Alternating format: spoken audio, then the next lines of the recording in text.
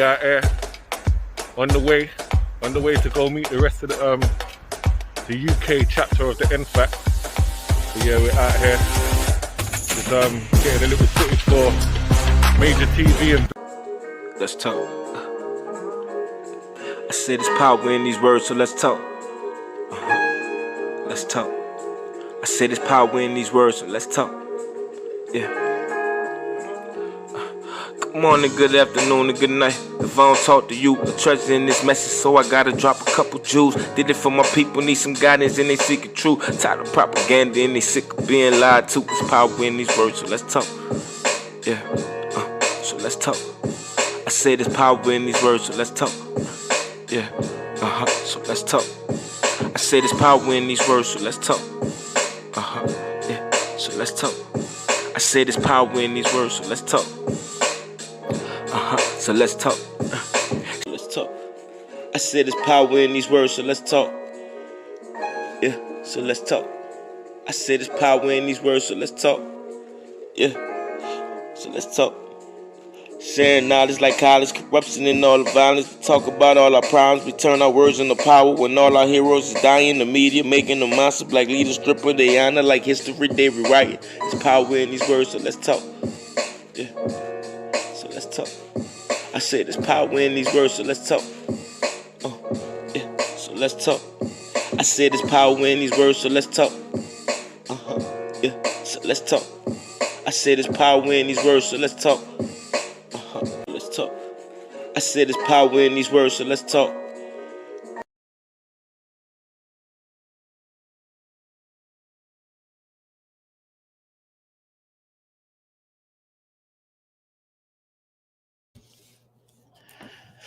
Shalom, assalamu alaikum, peace and blessings, good day to my beautiful black people. How are you? We have a very special guest coming in. He's very, very profound in thought. He teach. He school. He give the real. And it's just a pleasure on having this brother on the show. I see 20 people viewing. I only see a few of my people in here. Come on, y'all don't rock with me. What happened to the love? This is MajorTv. What's going on? Let's get it. Come on here. Let's do it. I see my girl Smith in the building. Sabbath Shalom, MajorTv and beautiful black family. How you doing, sweetheart? The Nut Joseph, Shalom, NFAC family. What's up? Khadija in the building. My girl, all right. Peace to you, queen. All right, come on in here.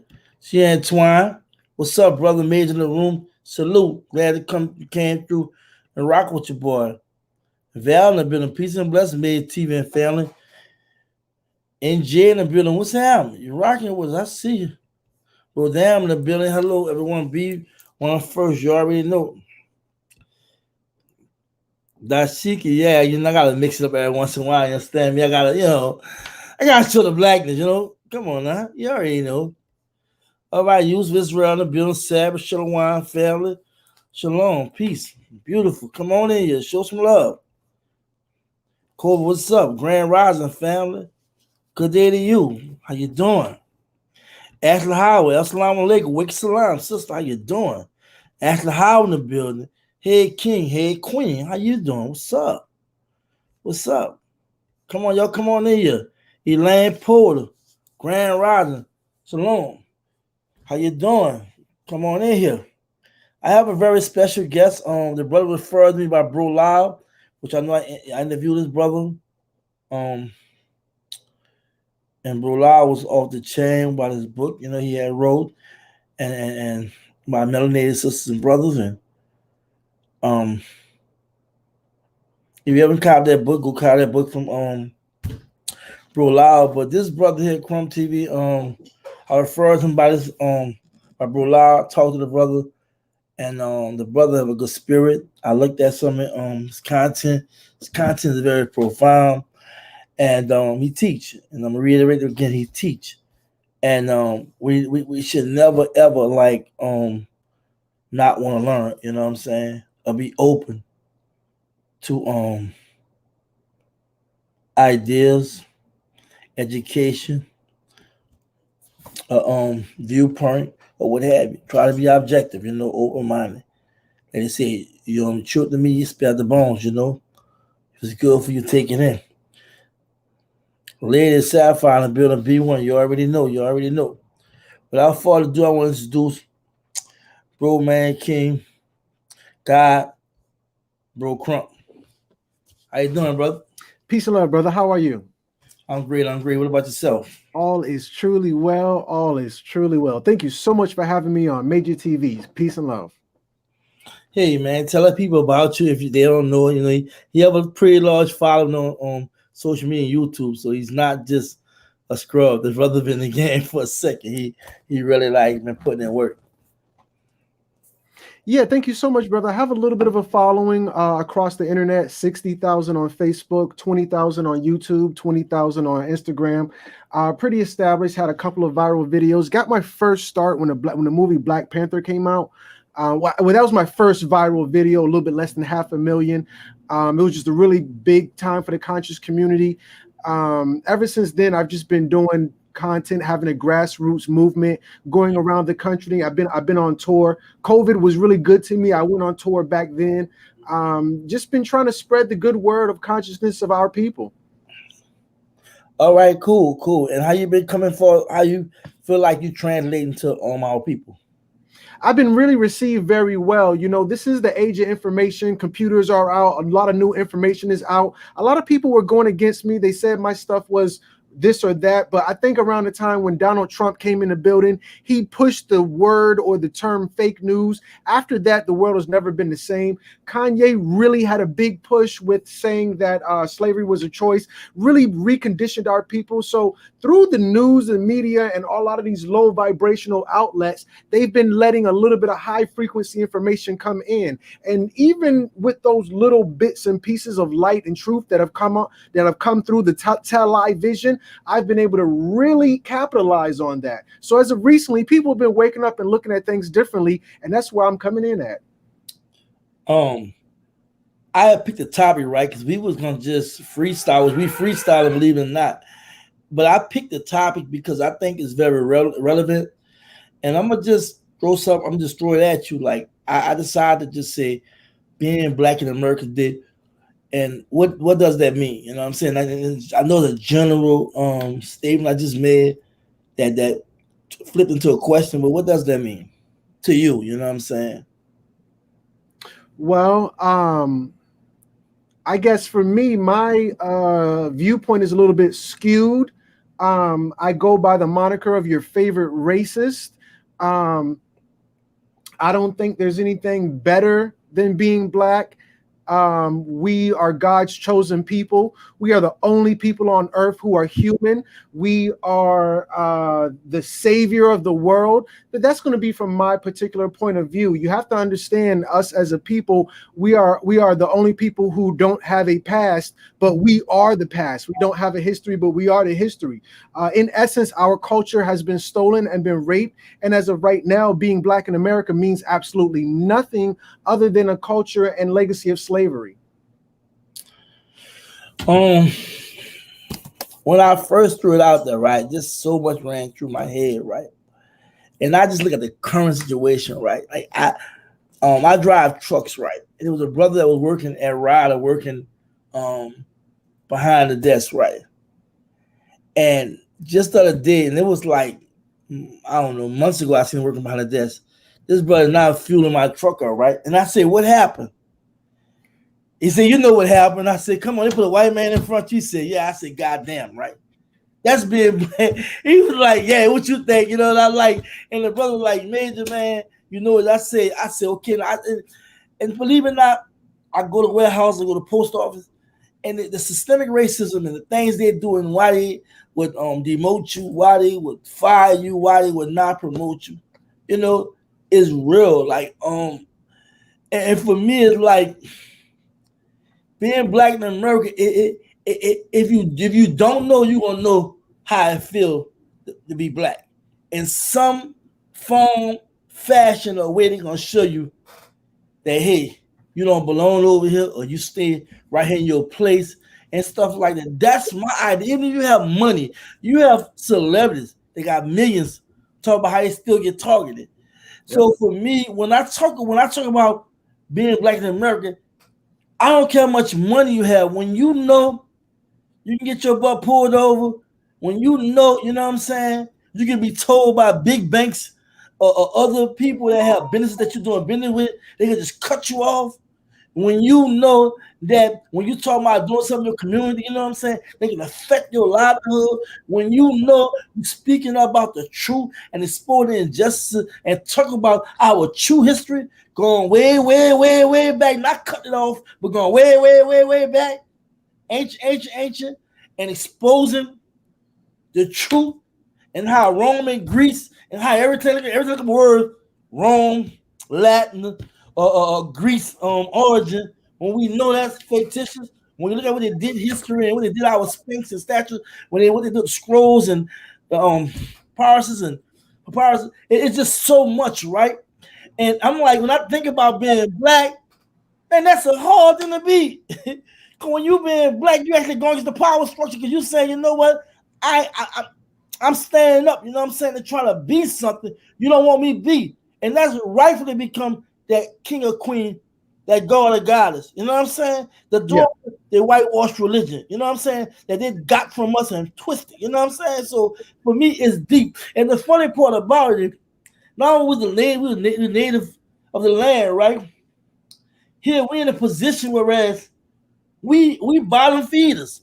You know what I'm saying? Everybody come in and enjoy the benefit as opposed to us. So it's a lot. And then among each other, we fight like cats and dogs to stay ahead, right?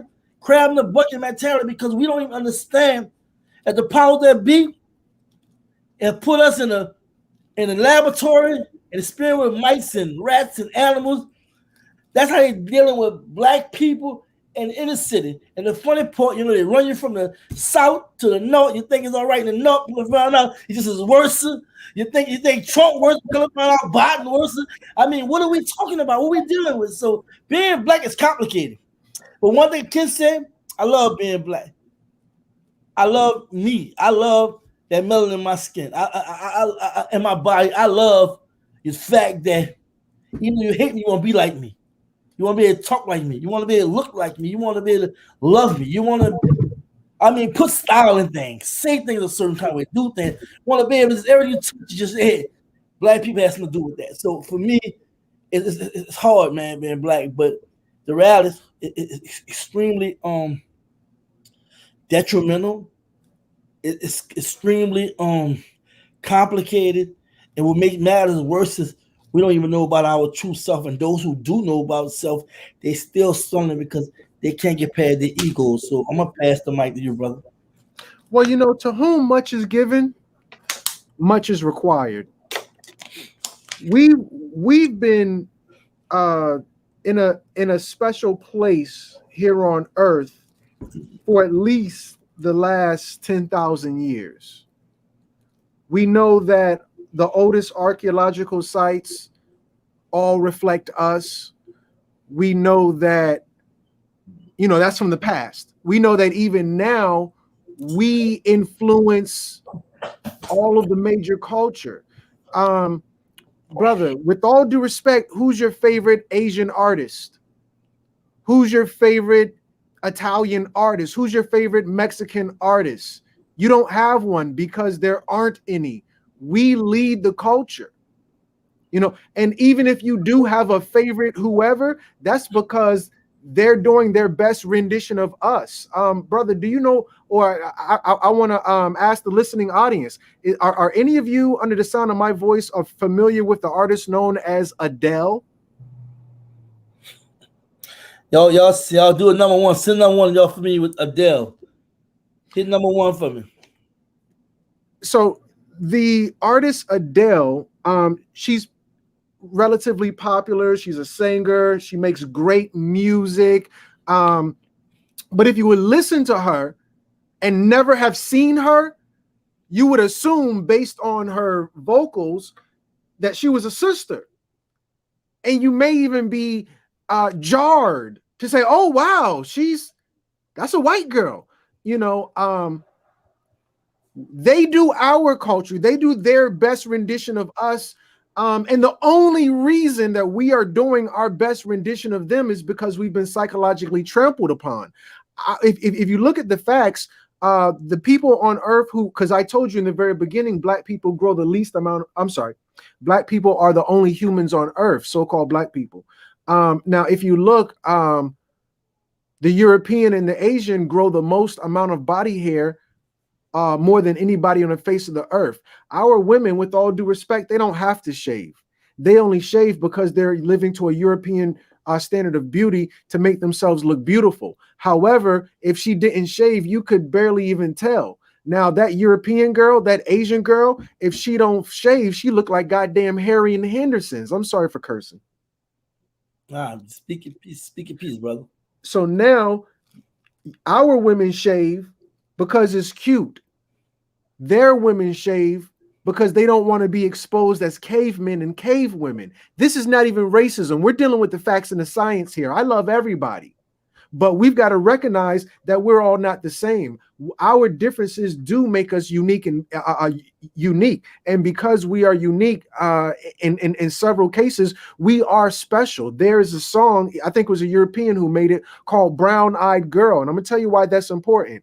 Because when you're dealing with the color spectrum, we know that all dark colors absorb light. Check. All, like, what color should you wear in the summertime?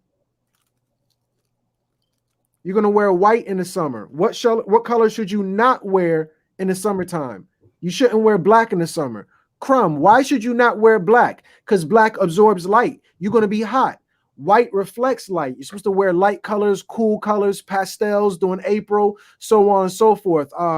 During Labor Day, off-white, so on and so forth. Or that might be Memorial Day, excuse me. But you're going to wear your dark colors, your earth tones during the winter time because they absorb light. Well, why is this important, Crumb? What are you talking about? I'm talking about the brown eye. The darker your eye is, the richer the vision, the more color you can see. So now when you have a dark eye, you can see things more vividly. When you have a blue eye, when you have a green eye, well, we know the lighter colors of the color spectrum, they don't absorb light. So when I tell you it's better to be black, I'm not saying that just because I'm a racist who likes black women. Though that is the truth, the reality is the science backs up that we are the best thing on the face of the earth. And I propose to the family, that's why these people are jealous of us. When they say once you go black, you don't go back, that's going to weigh on the European heart. That's going to weigh on the European psyche. When women say things like tall, dark, and handsome, that's going to weigh on the European heart. That's going to weigh on the European psyche. We know that we are the cream of the crop. We know that we are the best. And they know it as well. So what we're dealing with is someone else who feels some type of way, either consciously or subconsciously, and we don't realize that, and we're just adjusting to these people who are envious, who are jealous. And here's a play on words. They don't have brown eyes. They have green eyes. Green meaning envy. I pass the mic. I totally agree. If we watch, what's that movie? As Get Out. That's the movie. Teach. That movie has so much of subliminal messages, so much of information. Come on. And that when this brother wrote this film, you know he's married to a Caucasian, right? When this brother wrote this film, right? This brother hit it dead on point. And the way how he disguised it, and the way how he framed it as a thriller, a horror, what have you, it's actually a really reality that we live every day. See, come on in, brother. My apologies. My mama used to say, it's not what you say, but how you say it. That man made a great point. And I'm sure he couldn't just outright say that to his wife because he'd hurt his feelings, her feelings, and maybe his children's feelings. But he found a clever way to express himself. Hats off. Please continue. It was so powerful that, see, we have to understand the Most High working in different ways, right? And there's epiphanies that happen, right? There's things that happen that we have to identify with. and it be affirmations, it be confirmation, it be a situation where it just be reaffirming a lot of things or connecting the dots that we might have doubt about, because for a long time we have been, we have been taught to hate ourselves, right? We have really fought with this pigmentation issue of not liking our dark skin, not liking our kinky hair. We have all kind of hair, I don't like to say kinky, we have all kind of hair. Not really understanding. I hate when I hear people say good hair. I'm saying, what is good hair? And in 2021, people still say that. And for so long, like, we bleaching our skin, I'm saying? We doing things that just so, you can say abomination, what I'm saying? Yeah. Caught in a sin. But then we get the reaffirming of a movie called Get Out that, it's perfect. It's perfect in sharing the essence of you. Look, I was trying to tell people this. Chatting Diop, Dr. Chatting Diop, he have every degree in name. For a long time, Caucasians were saying Egypt was a part of Africa, it wasn't black.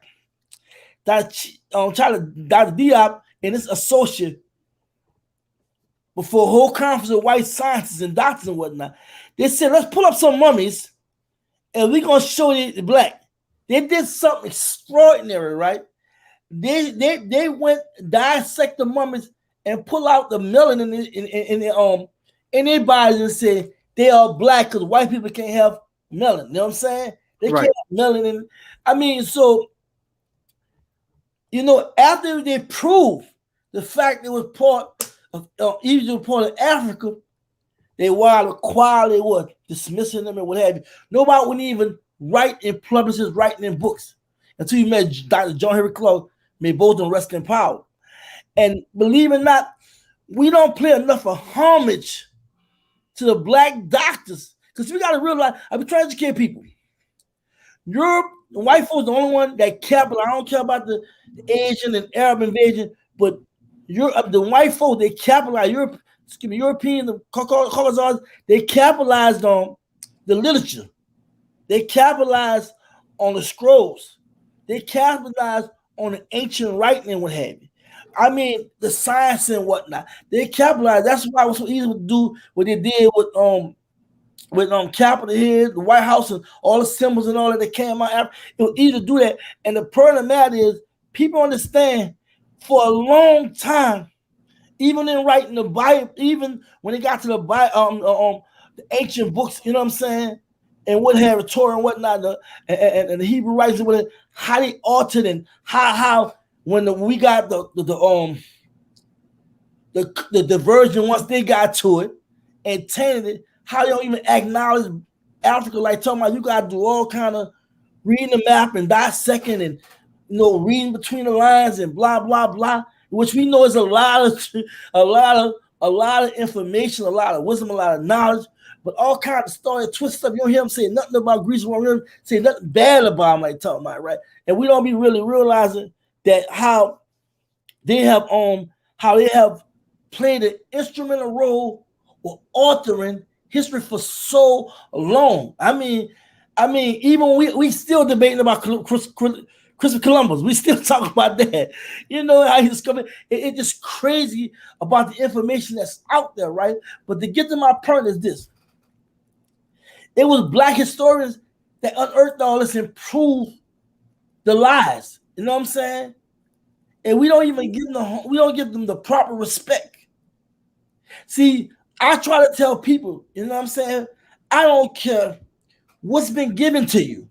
If it's not authentic from Africa, you gotta research it. And we don't do enough research, and we cut our research off. We gotta realize our parents passed down what their parents told them, and they went down London. And a lot of us don't hardly do the proper research. We don't really question things, because why? My mama gave me, a lot of our moms and dads didn't know better. So I had to just throw it in there, because we don't realize how black historians played a major part of correcting history, played a major part with bringing out the truth. The problem that we had, the problem we run into now, same thing. What they did, equality, brought on massive manipulation, all kind of psychological games and what have you, just to throw your mind completely off it. That's why when white psychology versus black psychology came out, black psychologists turned around with the question, everything that racist Sigmund Freud was talking about. They're great psychologists. All the racist things he was saying about black people and what have you, and how they exposed it, right, and showed racism in psychology.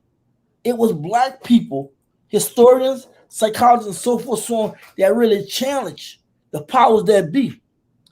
But they're so powerful, they're quality. You don't even hear about these people like talk. When you do hear about them, it's an abstract, because it should be in every black person home, books of historians, that they should be teaching their kids.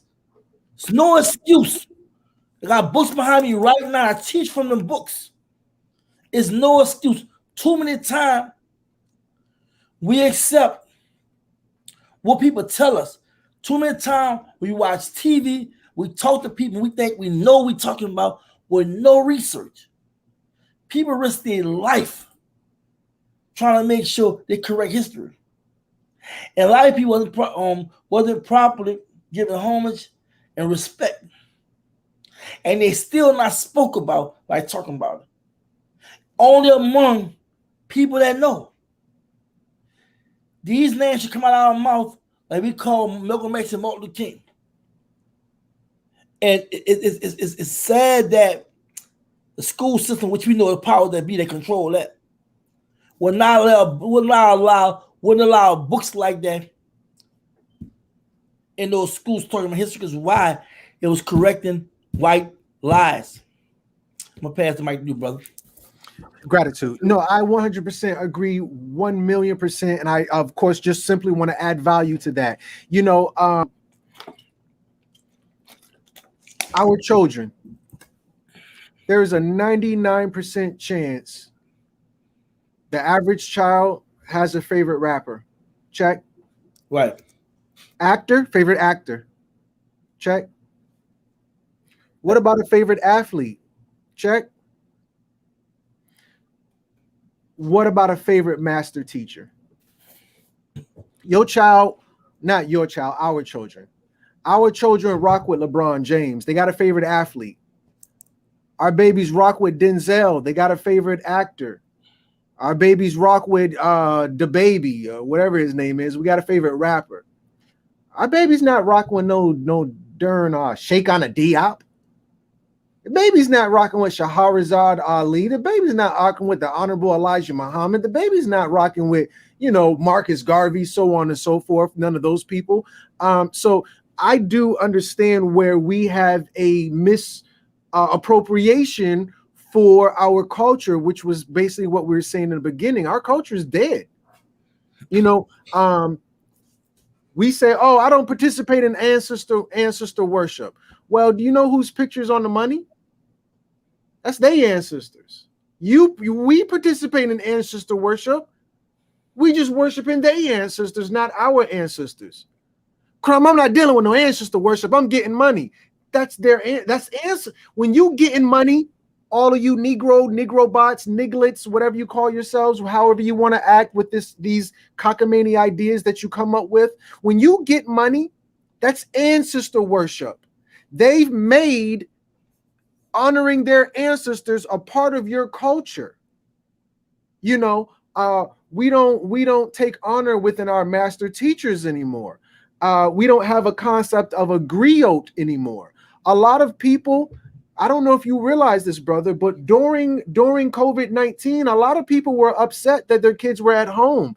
Get these little niglet out of my house and take them into the school. I don't want them around me. I don't love my children. I don't love myself. I don't love to learn. I just want to Netflix and chill. I just want to watch TV. It's a lot of the family. And I got to be honest with you, brother. I'm one of the people who believe it's going to get worse before it gets better. I'm one of the people who believe in genocide. I'm one of the people who believe that only 144,000 are going to make it. I'm one of the people who believe that we need to purge. They just made a law where you can, in certain cities and states, if you run over and kill a protester, you don't get charged for that. The purge is coming.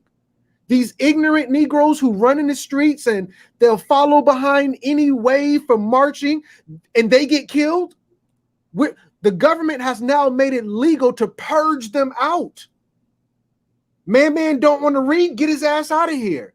Keisha don't want to read, get her ass out of here. You know, and I think it's a sad reality, but it's a necessary evil. We're going to have to do just like nature. In nature, if you're stupid, you die. If you're weak, you die. This is not a system I've created. This is what our ancestors deemed to be righteous. We are going to have to accept the fact that not everybody's going to make it. Not everybody's going to be allowed to make it. We have lived in a system where the weak have been propagated, where if there was a strong melanated man, we put him in jail and not allowed him to procreate. If there was a strong melanated woman, she got reduced to the ranks of a single mother, you know, and made to believe that was her new source of pride. So, you know, our people are behind, and what we need is a good, healthy purge of society. And I think we're seeing that. We're seeing the collapse of a society where if you don't know how to cook, you're going to die. When Walmart shuts down, man, Keisha, whoever like Gucci, whoever's focused on McDonald's will shut their doors one day. I give you my word. Walmart will shut their doors one day. I give you my word. And those brothers and sisters who participated in a world full of consumerism, they will fall by the wayside. There are brothers and sisters right now who are growing their own food. They're filtering their own water. They're teaching their own children. This is the society of tomorrow. We are going to be the Noahs. I'm not upset with what's happening. You, brother, you are Ham. Me, I'm Punt. Our brother is Cush. We are the brothers and sisters of the new world when the old people will die out. This is a biblical prophecy fulfilling itself. There is no greater time than now. I yield the floor. Thank you for sharing that. I'm gonna just be frank with you. I am prepared for it and everything. Element surprise, that's something you never can be prepared for. I listen attentively and I let people share. For me, it's always been survival of the fittest. Everywhere, even in ancient days. It's just what it is. I told people and I declared, God never intended to make anything perfect. He created balance.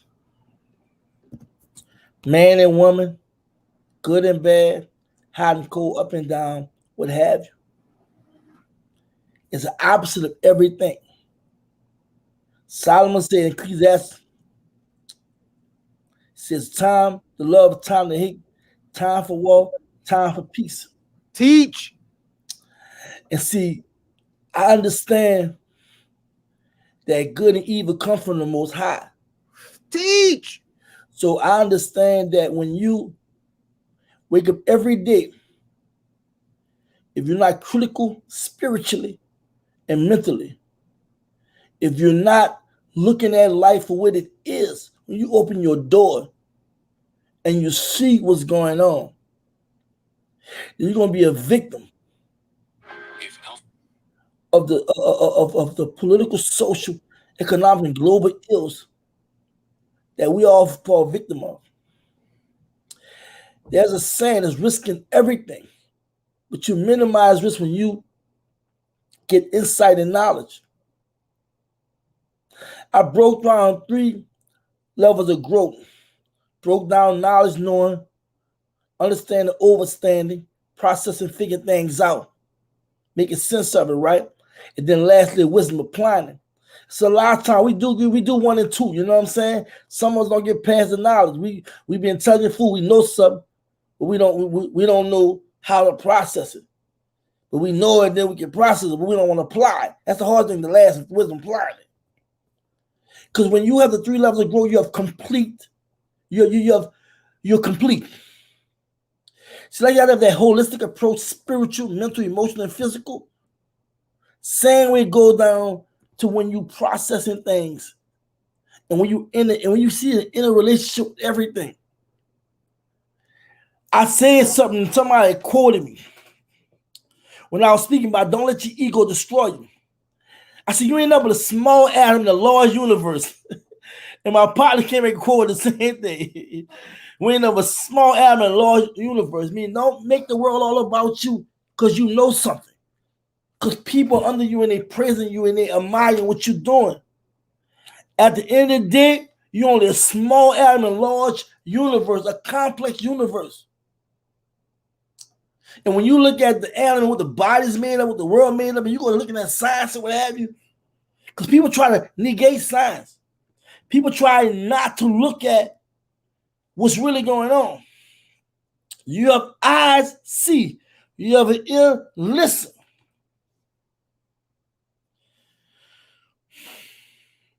I'm going to say this.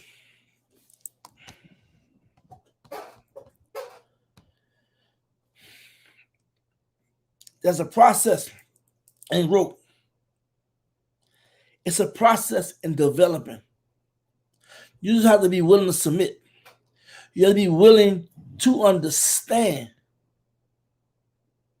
the Most High, yourself, purpose-wise, your interactions, your existence, your purpose. What life all about? I don't try to go deep and talk religious or what have you or get too spiritual because I do have things I believe and I feel deep about, right? And what bothers me the most about people, God shows revelations and epiphanies every day to us and we don't catch it. It's the little things. I always tell people, it's not the big stuff you have to worry about, the little things. Once you can see the little things, you can start connecting the dots and see the picture. And end up with a jigsaw puzzle, y'all. 1,000 pieces. I'm going to say 100,000 pieces. You got pieces all together. You ever did a puzzle, it can be mind-boggling. But once you complete that puzzle, you see the picture. I'm going to pass the mic. Yeah, absolutely. Absolutely. You know, just going back to the idea of what does it mean to be Black? To whom much is given, much is required. You know, we are the chosen people. We are great, this and this and that, but we have a responsibility. You know, to be the original man, the original woman means that we have to make things right on this earth. It is up to us. No one can save us or save this world but us. It is in our hands. It is a high honor. It's a high calling. I think it's somewhere deep down innate within all of us to make this world a better place. You know, our sons, because when you look at the word hero is based off the word Heru, H-E-R-U-H-E-R-O, hero, Heru. So now when you give your sons a toy, you know, we're dealing with psychology here. We give our daughters a doll baby. That's to nourish her maternal instinct. We give our sons a superhero. That's to nurture his masculine protective energy. You know, for him to one day, in a sense, protect his family or save his world, the world as he knows it. We, as a people, you know, what does it mean to be Black right now? You know, it means the same thing it meant to our ancestors. We are the vanguard. We are the cream of the crop.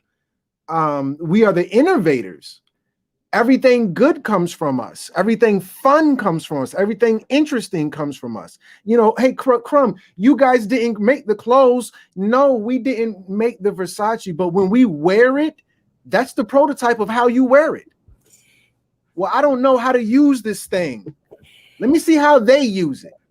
And however my people use it, that's how they, however we wear our hats, that's how the world wears their hats.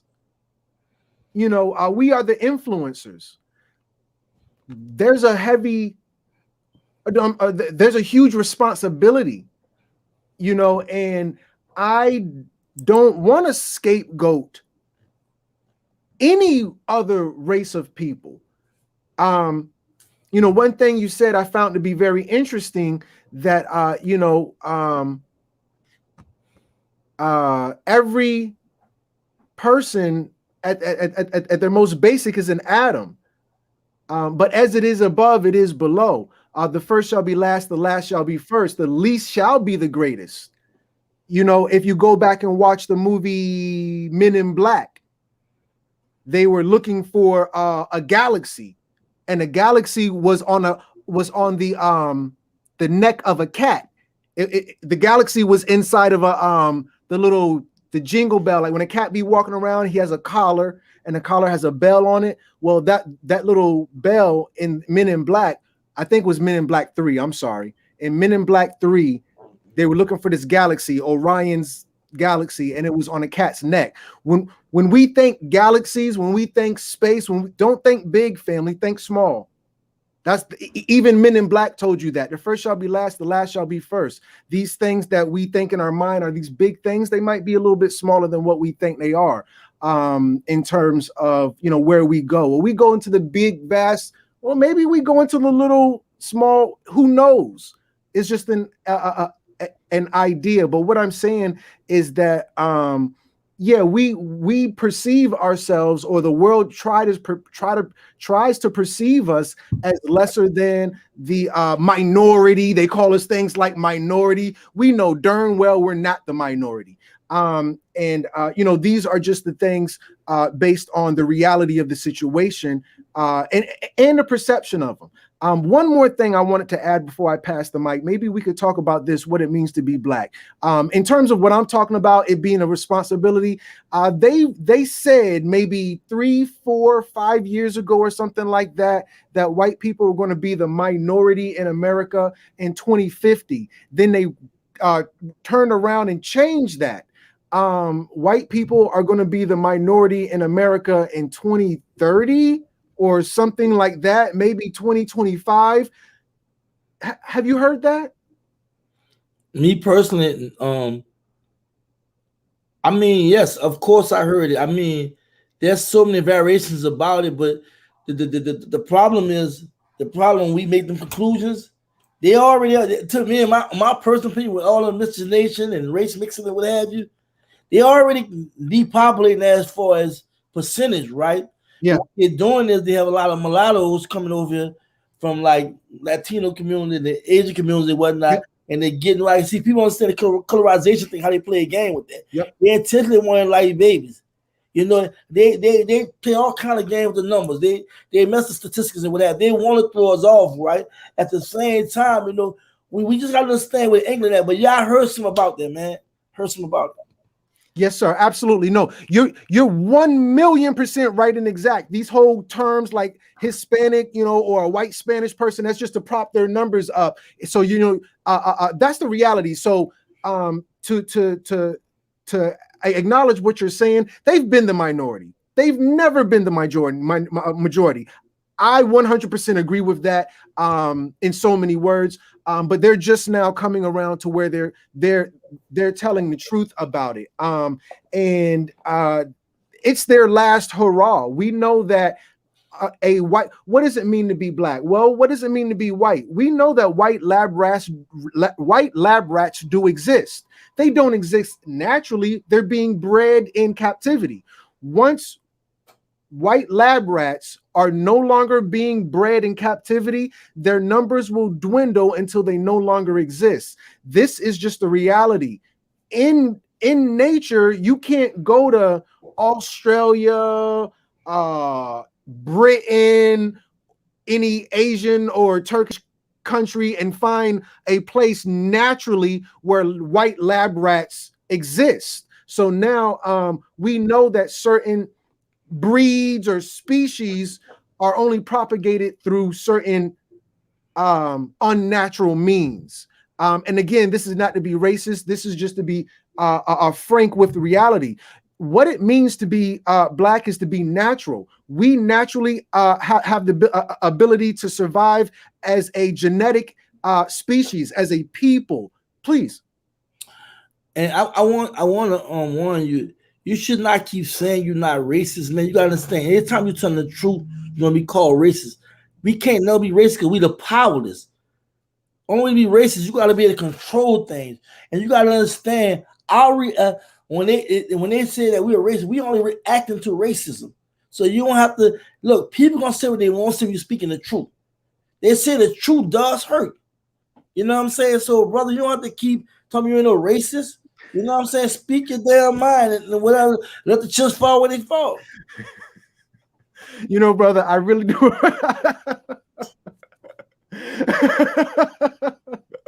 I appreciate you, brother. I swear I do. I really do.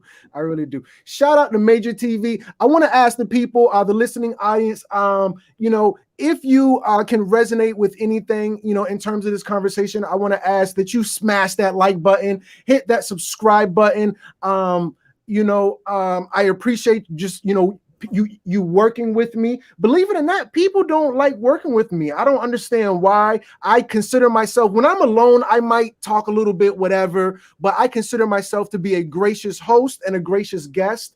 I want to do my best to add value to what you're doing, because you're doing a lot of good things, brother.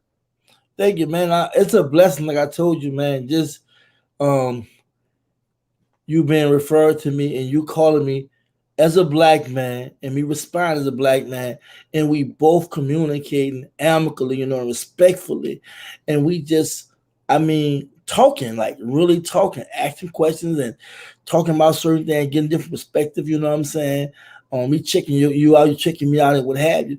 And hey, bro, we here. So for me, man, like I tell everybody, man, people be like, Major, you can't be trusting everybody. You can't. I said, man, look. Eric Snowden exposed the Bush administration with 9/11. All these big old companies, YouTube, Facebook, Apple, etc., gave information on once the feds come down on them. You no longer is private. You probably never was private. I was just talking about the 4th Amendment. I was just telling my terrorists how to stop and frisk doctrine. I be trying to be strong on y'all. I be trying to slow down because there's so much of this big ass head. I be trying to slow down because when you deal with babies, you gotta soul feed, the baby. You didn't soul food, you know what I'm saying? You can't get all that heavy stuff. I just be showing them the stuff. I might flash a book. I didn't read so much. All is just natural. I ain't write down no questions, y'all. I don't write questions down. I'm like Jay. When Jay go to the booth, say just freestyle, I freestyle.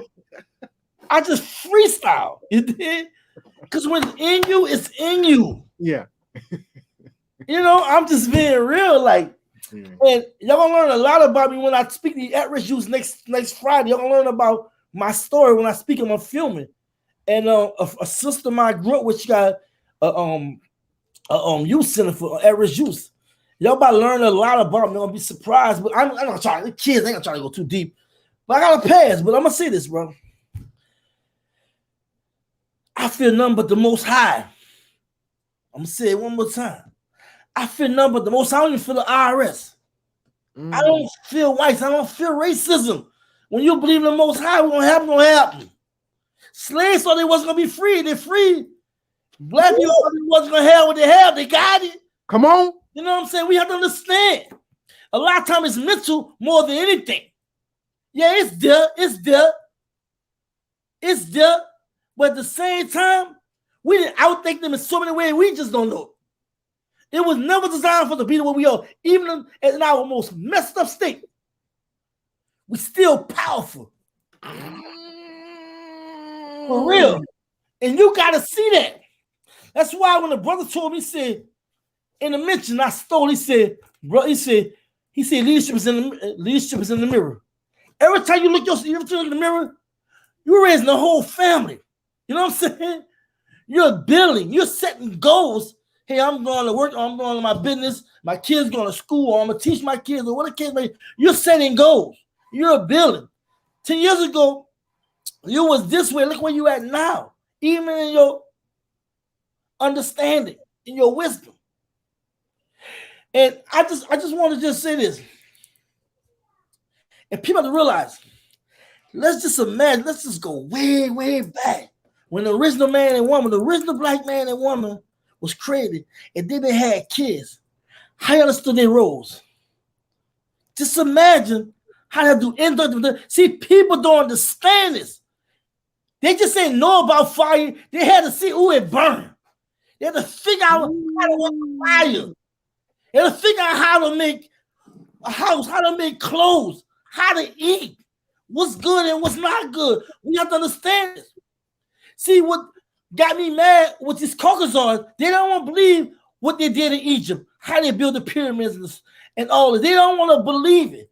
They're going to throw everything at you, but not giving the black man his righteous, give him his righteous due. Right. You got to remember, you're the originator of astrology, science, medicine, architecture, craft. You know what I'm saying? Teach. You know what I'm saying? I mean, building of stones. See, look, alphabets, letters. You have to realize there's nothing. This laptop, this app, this Mac app, this Mac laptop, this Samsung S20. All they need measurements came from the motherland. We don't understand. People don't understand how Ethiopia gifted Egypt. We don't understand all this because it's hazy because we're not reading. Like this brother said, which he's talking about Dr. John Henry Clark, Dr. John D. Jackson, Dr. Ben, Dr. Francis Crescent, Brother Little Fuller Jr. This will come off your tongue. Come on now. I mean, it's so much out here, right? Right. Little Fuller brought in full context with the 9 factors and what have you. If you allow to continue to control the 9 factors, and I don't want to go through all of it, but y'all know about education, military, and all that, entertainment, school stuff, but my point is this here. We have to understand we created everything. And the funny part, you got to remember, and I try to tell people, the Most High just throw it up. They're going to just, here, you make a decision. Let me see if you know what you're doing. And every time you mess up, learn from it. It's called inductive and deductive reasoning. It's called making sense of things. You got to understand. That's like, for instance, we're in the house, right? We might not know exactly what we're doing. We're going to some kind of way figure out what we're fixing, how to put something together. And we might have no instructions, and we just do it. We don't understand how we've been blessed with this God conscious, this God spiritual intuitiveness, that third eye that just sees stuff. And God sends epiphanies to us, and we just got to understand it. That's why I tell people, God speaks to us through so many ways, through visions and dreams, through our own experience, through other people's experiences, things that just happen. We just got to know how to pick on to. Too many times I always say, you're not love saying this. We move fast and think slow. We're supposed to think fast and move slow. Now we're afterthought people. We're afterthought people for being a before thought people. We wait till after it happened. No, you're supposed to wait before. Okay, go on, brother. I've been rolling. Go on with it. Do you mind if I share my screen? Of course. You just gotta, Oh, I got you. So, I just wanted to just kind of add a little value to what you were saying. I believe you can appreciate this information. This is about this is Exodus chapter 1, verses 6 through 14. And the next slide is 15 through 22. I won't take too long, but I know y'all remember Joseph in the Bible. He had his brothers. He was reading dreams. He helped his brothers out of bondage. He did a lot for his people.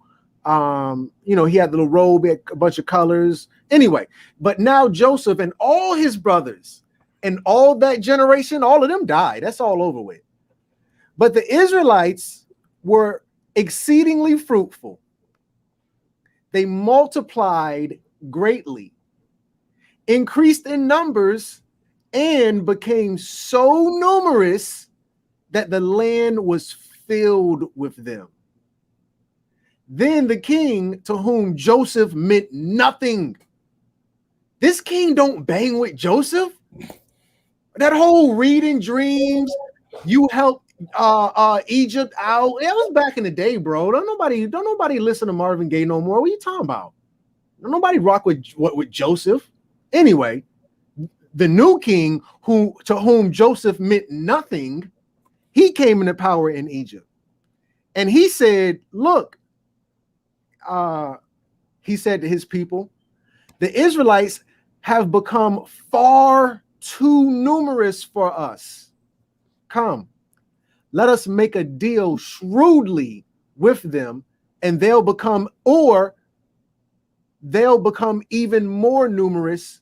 And if war breaks out, they will join our enemies and fight against us and leave the country. So they put the slave masters over them to oppress them with forced labor. Amen. And built Pithom and Ramses as store cities for Pharaoh. But the more they were oppressed, the more they multiplied and spread. Know what I'm talking about? So the Egyptians, I'm sorry, I hit the wrong button, came to dread the Israelites and worked them ruthlessly. They made their lives bitter with harsh labor in brick and mortar and with all kinds of work in the fields. In all their harsh labor, the Egyptians worked them ruthlessly. I'm almost done. I'm sorry. Bear with me. I'm almost done. The king of Egypt said to the Hebrew wives, whose names were Shipra and Puah. Those were the names of the midwives. I'm sorry. When you're helping the Hebrew women during childbirth on the delivery stool, if you see that the baby is a boy, kill him. But if it's a girl, screw it. Let her live. Whatever. The midwives, however, feared God and didn't do as the king of Egypt had told them to do. So they let the boys live. Then the king of Egypt summoned the midwives and asked them, why have you done this? Why have you let the boys live? The midwives answered Pharaoh and saying, the Hebrew women aren't like Egyptian women. They built Fort Tough. These black women having all types of babies. Planned Parenthood is not working. They're vigorous and give birth before the midwives even arrive. Damn, Gina. So God was kind to the midwives, and people increased and became even more numerous. And because the midwives feared God, he gave them families of their own.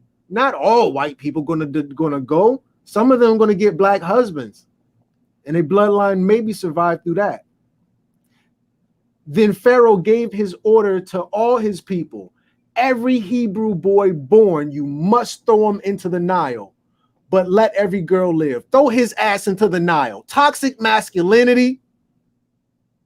George Floyd. What's the other boy name? Trayvon Martin. We throwing all of y'all in the Nile. I don't know about the Nile, Crumb. Well, you done been up Ish Creek. You know what I'm talking about. With that said, brother, what does it mean to be black in America? We are the chosen people. We've been oppressed. The first shall be last, and the last shall be first. I am your humble brother, Crumb. Again, I want to thank you for allowing me on the platform. Shout out to MajorTv. I yield the floor. Hey, thank you, bro Crumb, for coming on. Shout out to Crumb TV. Like I said, the brother teaches. He's very informed. He get profound, as you can see. He have his bullet points, and he have scripture to back it up as well with graphics and what have you. I thought it was a powerful presentation, and I'm gonna just say this: our journey of being a chosen people is something we have to really accept and walk into. And I think the biggest issue with the black community, we don't identify as being a chosen people. We're dealing with a lot of whitewash, misinformed information. And I always go back to Carter G. Wilson, Mrs. Negro, and he speak about how black people been programmed so much that they say they can't go out there. If they're told to go out their front door, they won't go out their front door. They'll go out the back. Even if it's not a back door, they'll create a back door and leave from out there. And the problem with a lot of time, when things are told us, when things are done unjust to us, we just accept it. We become socially numb. We become impotent in our being and not knowing how to respond because we have become emotionless people. As a result, when the truth come to you in grand fashion, because of what's been put inside you, how you've been brainwashed, automatically gonna reject it. You're gonna automatically not want to hear. You're gonna automatically gonna contest and so forth, so on. And it's just sad because things will never get better until you get better and open your mind, open your eyes, want to become more spiritually enlightened, wanting things to be better than what it is. There's too much evidence out there. There's too much truth out there. There's too much out there in 2021 to be in the conditions we are in. To be speaking the way we're speaking from an ignorant standpoint, for accepting things we shouldn't accept and put up with things we are putting up with.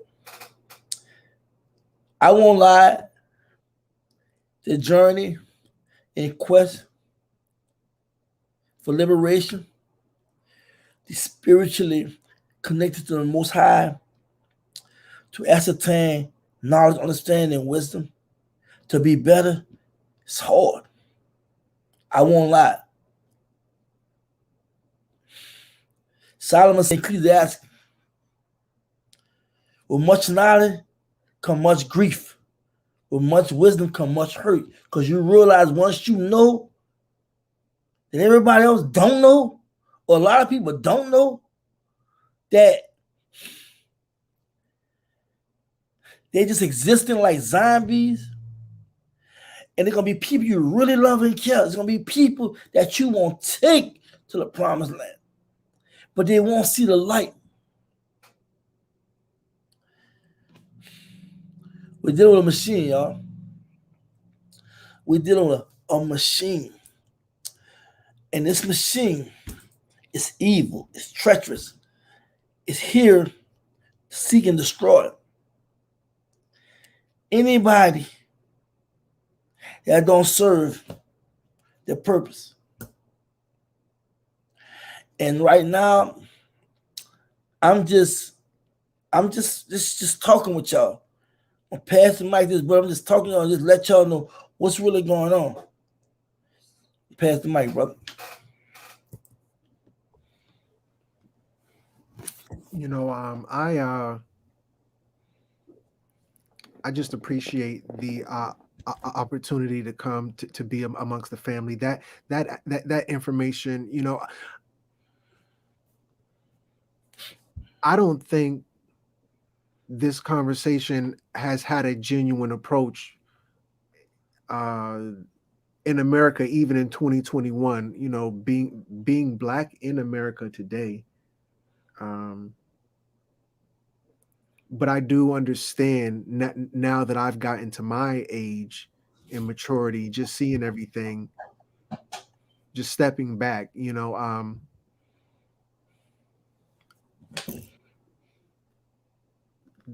the scripture says, my people die from a lack of knowledge, and that's half a verse. That's not a full verse.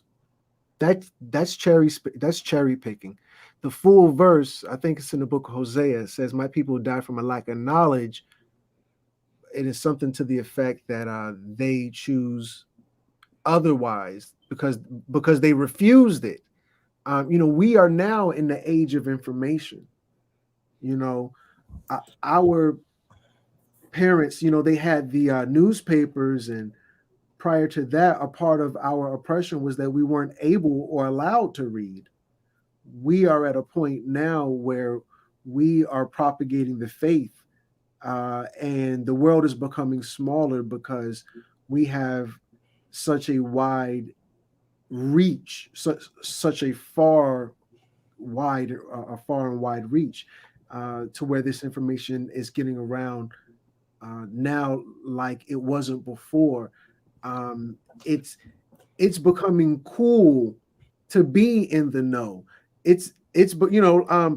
I remember even being intimidated by certain information until the internet made it easy to ingest.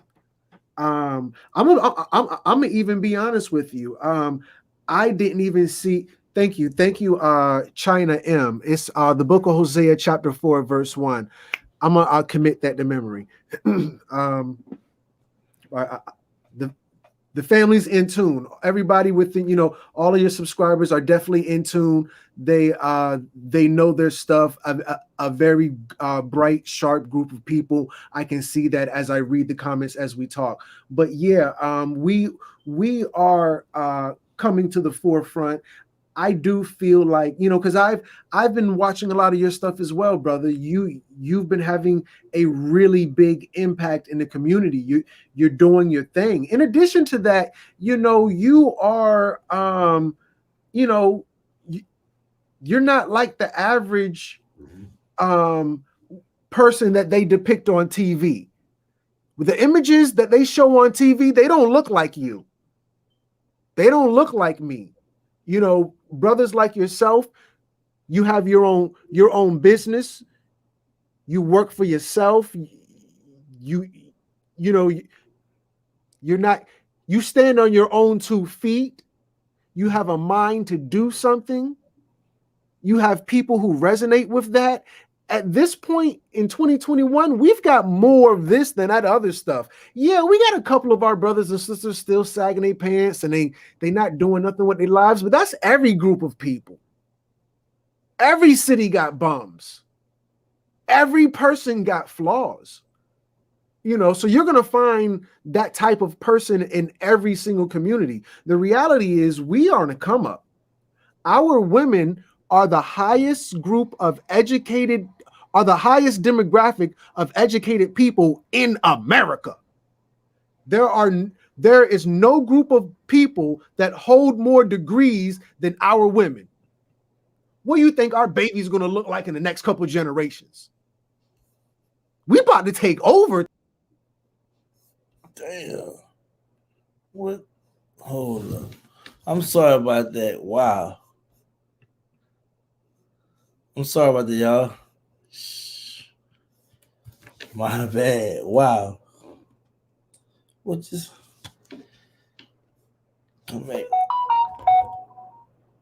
I'm sorry about that, y'all. Something happened. Dang. My bad.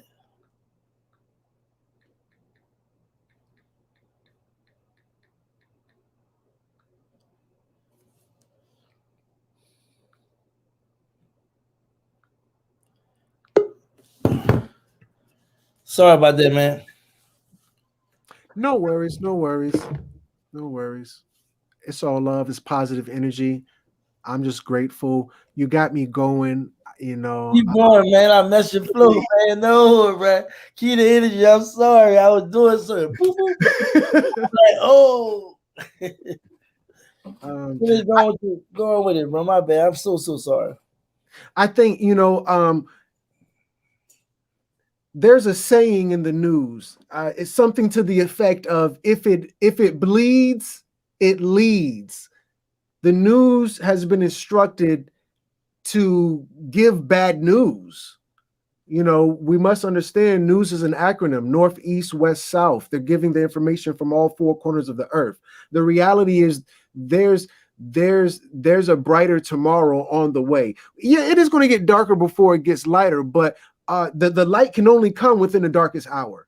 It can only come in the darkest hour. So family, we have to go through our trials and tribulations. And I gotta be honest, trials and tribulations, I can't really say that they're a bad thing, because those things build character. We as a people, I don't see anything wrong with going through hardship and really having to develop yourself through those things. I think that we have gone through a lot, which makes us of a higher character. Our next generations to come, I gotta be honest, I'm very optimistic. When I do become an elder, I got like maybe 2 grades, maybe 5, I don't know, maybe 16, who's counting? But when I become officially an elder, I can't wait to see the next generation. I can't wait. Your children, your grandchildren, my children, my grandchildren, the listening audience, at one point in time, we had no other option, because crack did a hurting on us. The drug epidemic did a hurting on us. TV and programs, they really did a hurting on our community. But nothing lasts forever. You can fool some of the people all the time, and you can fool all the people some of the time, but you can't fool all the people all the time. Our people are now saying, hey, let's exercise. I'm not saying stop eating meat. I'm not one of those people, but I can see the family taking a little more consciousness within their. I'm not talking about COVID either, brother. I'm not talking about that. I'm talking about naturally our people are aspiring to do better. Like, yo, I'm going to go to the Whole Foods store. Prior to vegan, prior to COVID. This is not a trending thing we're doing because it's cool. This is something our people are truly doing because there's a wave of positivity, divine energy, consciousness, and a will to do better. And may I argue, those things have always been there. Those things have always been in our community. The squeaky wheel get the most attention. That might be the case because brothers like yourself, brothers like your father, brothers, sons like yours, like ours, we've been in a community. They may have not put the spotlight on us and ignored us and not given us our due, but that doesn't mean we weren't there. I yield the floor. I gotta address a couple of things, right? And I remember when I was many moons ago, I read a book by somebody I greatly admire, brother by the name of Nick McCall, Make Me Wanna Holler, and he had wrote it was entitled by the song by Marvin Gaye, and his book was so deep because his brother had been in prison. The brother had experience with crack and all that. Came home, I've been a big time newspaper on right. You might know about him, And his brothers talked about when he was growing up, the image he seen, the media portrayed of black people, either athletes back in the 80s or showing we was getting in some kind of trouble, being arrested or something like that. You all ever seen positive images on TV, right? And people have to realize Cosby Show was just a real thing, right? But it was something that kind of made you feel good. But reality was, if you ain't watching that, everything else is gonna be nothing good. And like Hollywood, like you're just hearing about black people talking about getting roles, how black women fighting for leading roles, or black men fighting to play gay roles, or be dressed like women and stuff like that, right? But for a long time, the image of black people, when Public Enemy would say, burn Hollywood, burn, you know, that was a real reality, a depiction of black people, right? So it was so easy for kids to engage in a negative activities growing up. See, we gotta understand these companies, these ads. See, I realize the media is controlled by businesses, especially pharmaceutical companies, right? Right. Yeah, I realize these people get psychologists and sociologists to study human behavior. These people, they sit down. You gotta realize Popeyes, for instance, their whole marketing was for targeting the black community. Now you teaching. You teaching. I've been doing this, brother. All right, guys. But look, I be trying to I'm doing something. But you gotta realize they get psychiatrists and sociologists to watch out, study human behavior. You gotta realize if they run the ad so many times, just like that song you hear, we be like, man, I don't like that old song talking about killing people and women, this and this, that, and other, but they're paying so much. You start doing this. Oh yeah, man. You know, it's called auto-suggestion. It's called subliminally shaping the mind. Psychology teaching them that. It's not a game, y'all. I tell people, and I tell y'all all the time, society control what you believe, how you pray, what you think, how to act, what you say. You think it's you, but it's them. It's subliminally shape your mind. Oh, I bought this Gucci because I like Gucci. No, that's what society pushed out there. Teach. Come on. You think the way you spend your money and say the thing you say and do what you do, that you know. They told you to do that. You know, we have to understand these gangster movies. We got to understand sex and everything. We have to understand this negativity that's being pushed among a lot of these black rappers, right? And people saying, man, at least he got a job and blah, blah, what he making fat. But god damn, it's only benefiting him and his. But I'm going to tell you something. I'm going to give you, I hate to tell y'all my past. I'm going to give you a little bit. Back in the day, and I don't want to smile because it wasn't cool. Back in the day, before we do something, we get some gangster rap. You know what I'm saying? We high, we about to go pull something off. We psyched out, right? That's what our kids doing. Before they pull up and kill something, before they go rob something. And I was in a bunch of stolen cars, God forgive me. I was in a bunch of stolen cars. First thing we did, play that gangster rap or pay something that was hard to pump us up. We already intoxicated. We're delusional with all the drugs we got. You know what I'm saying? You know.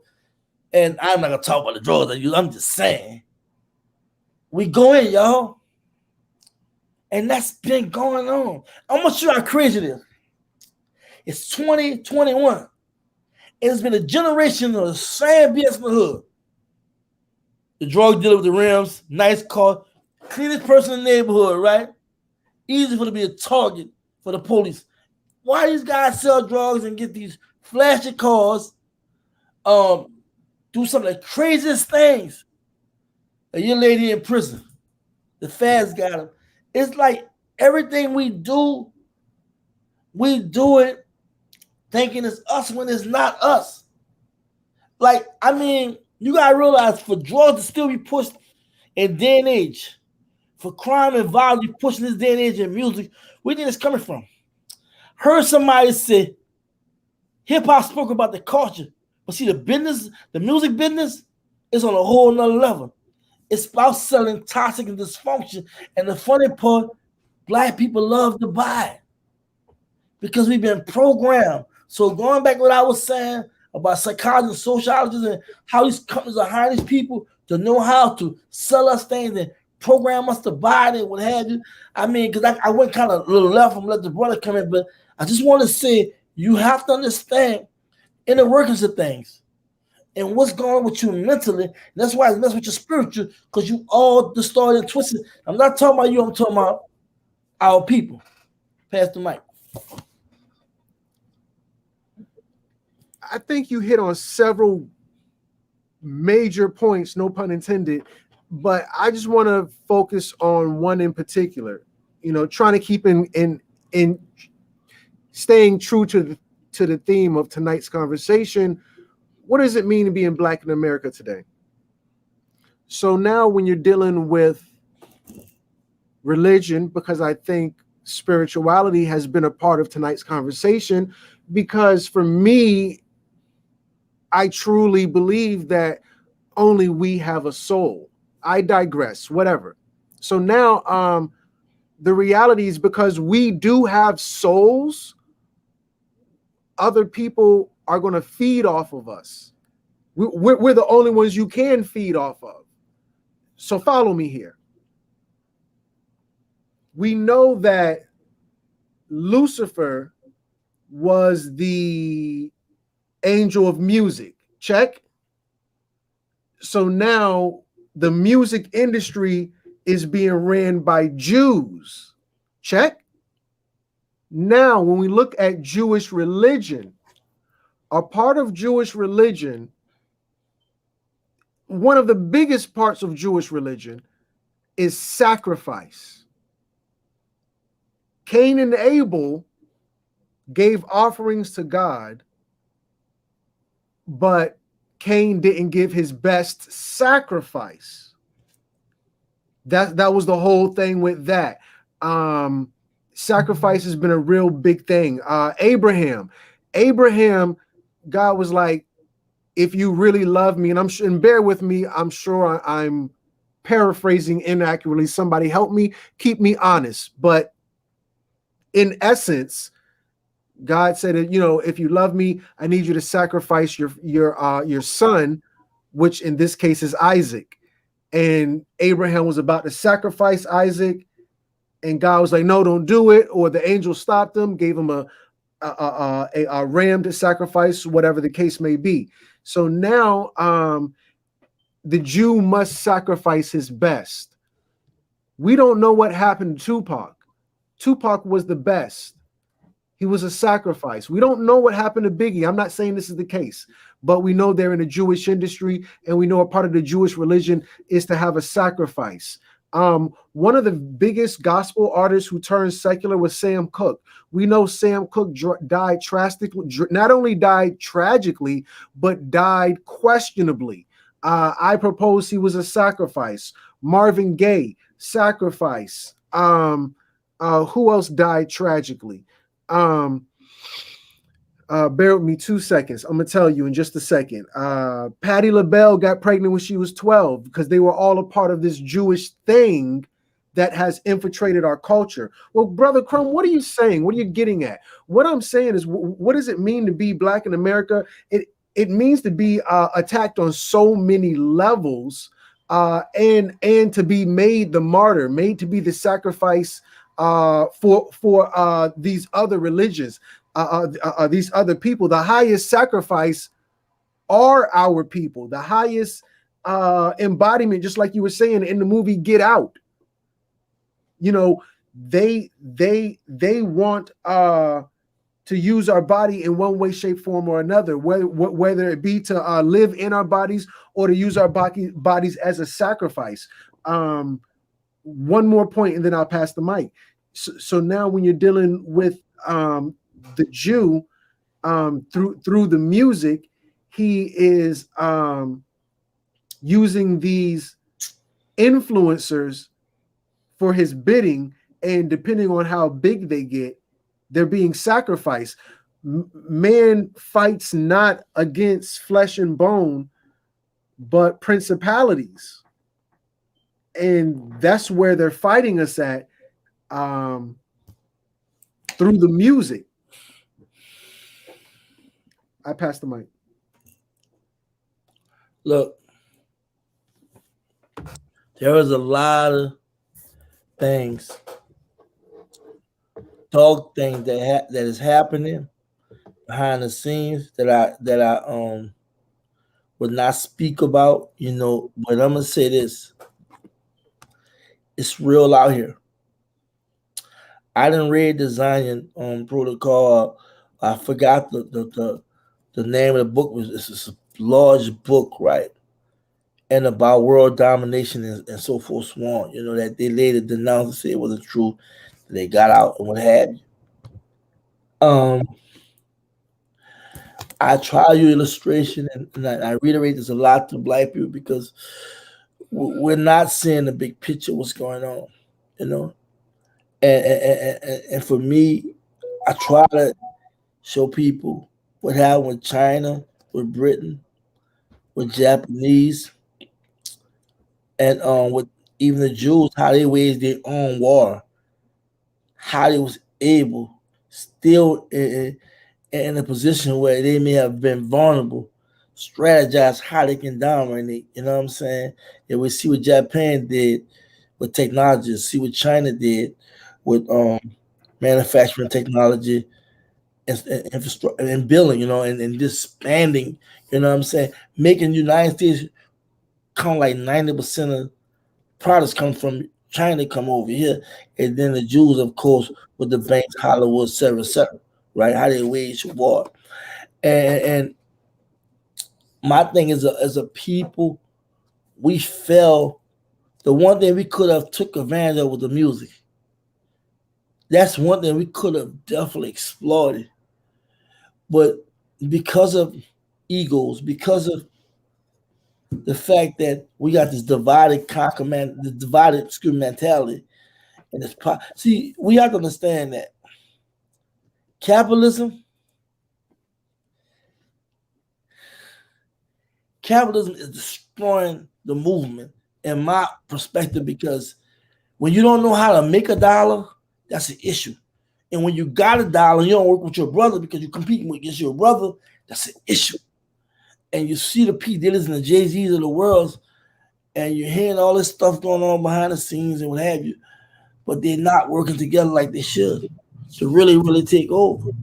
And you see brothers and sisters out here have a platform like me and Bro Crumb, but not, because I understand why the Black Conscious Movement is not millionaires, why they haven't taken advantage of all this information out here and for capitalizing. And what's so sad is look like they commercializing the struggle. Look like it looks like it's all about building within and not building and going outside. Like it's like it got to the point where it hit the ceiling. You know what I'm saying? I tell people there's a reason why Malcolm X and MLK not here.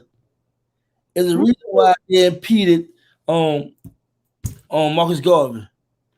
It's a reason why the Black Panthers are not here. It's a reason why all these people that's saying they about this, that, and other, and been around for so many years, they hit that ceiling because they wasn't willing to go all the way.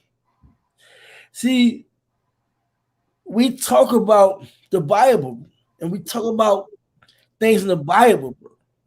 When you talk about Joshua, and what he was about and what he would represent, and people try speaking that name and use, for example, but we're not even closest in replicating what it was about, because it wasn't about materialism with him. It was about saving souls, right? Come on. But right now, you stripped and flipped, you know what I'm saying? So they on some other stuff. We talk about Job, right?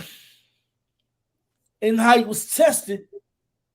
Oh, it won't be Job. They wanted. I mean, when you're talking about Daniel, you know what I'm saying? And you talk about a lot. I mean, hey, the thing about it, Abraham, you talk about all these great people, right?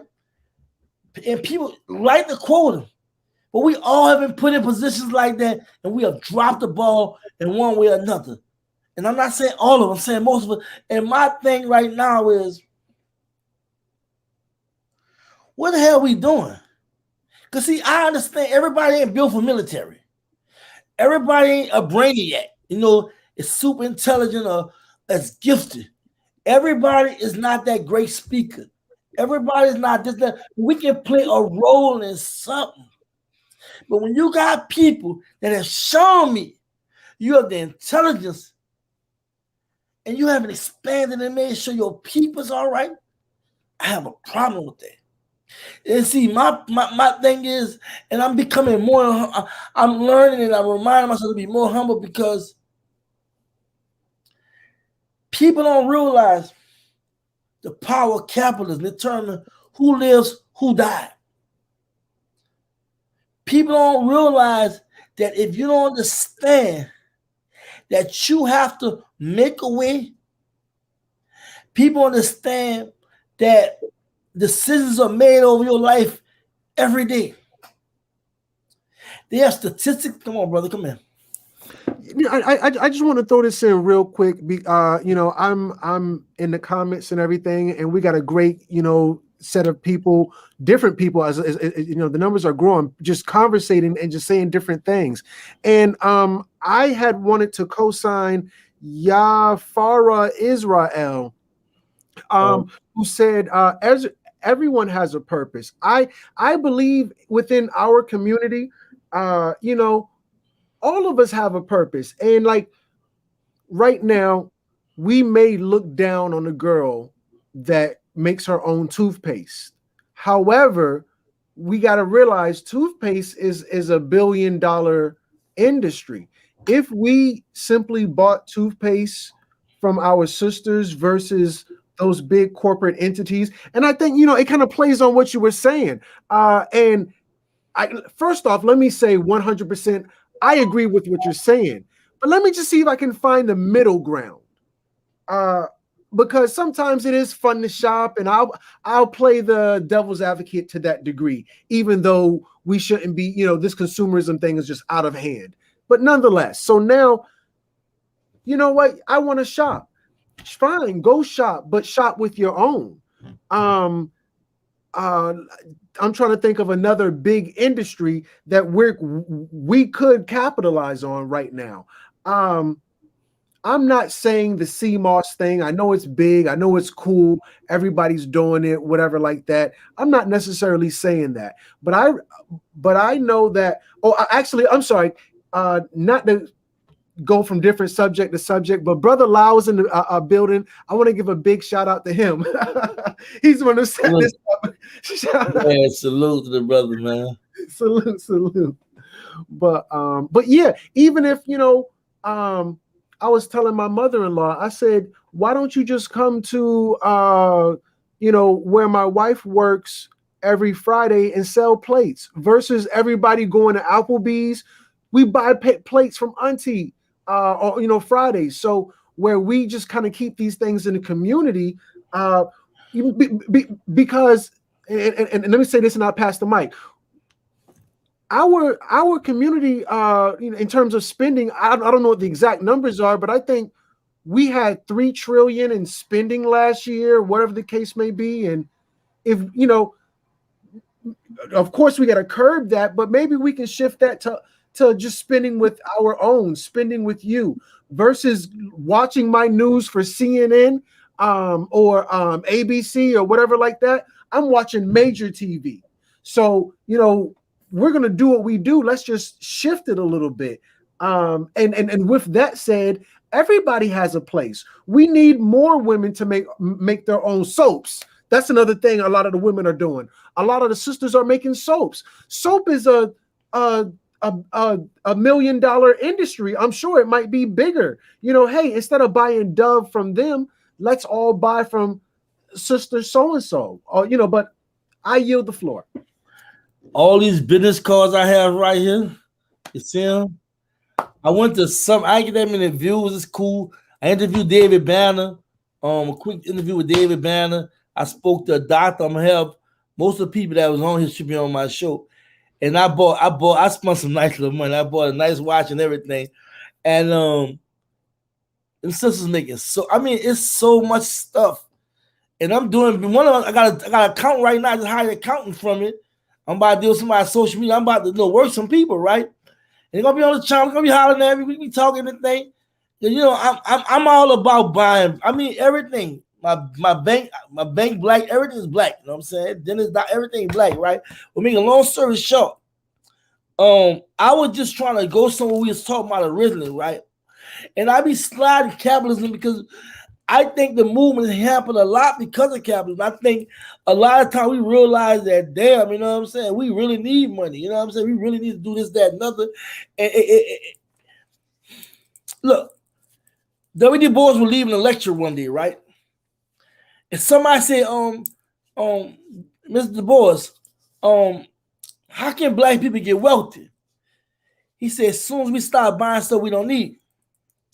See, the problem is there's nothing wrong with treating yourself. It said, treat yourself, don't beat yourself. But when you are just, I was talking about every time I get paid, I buy me a little something. That is something you go to savings account. You know what I'm saying? That savings account is supposed to be an intended goal in mind. To let them, like I got to the point where I just flipped out, took all the money, put in the checking account. I've been knowing for years, you make no money off a savings account. I throw it into the stock market. You know what I'm saying? And I'm doing pretty good. But my whole point is, Rob Kiyosaki said the best. People be like, what I should invest in? Is real estate a good idea? Start my business, what have you say? It's a good idea if you know what you're doing. It's a bad idea if you don't. There's risk in everything. Risk is minimized when you get knowledge and insight. You know, I mean, look, I study stocks. I like stocks. I study business. I mean, I'm into everything. Real estate, I mean, I got about 3-4 business, and I'm just steady just LLCs. I don't, you know. But my thing is this here. I'm making money. But my thing is this here. For me, like what I'm doing now, because I know I won't be here long, nothing wrong with me. But I know the most, I'm gonna be, you know what I'm saying? But my thing, I gotta do my job now. I watch people do their thing. I didn't been places. I didn't support, and I feel like it's at a standstill. And don't get me wrong, there's just this movement, things happening, but it's moving, it's small increments. So for me, let me get out here, let me just get out here, you know. And my problem right now with our people,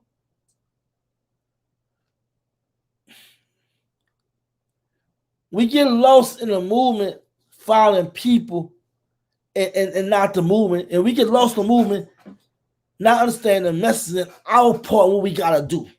That'd be my issue.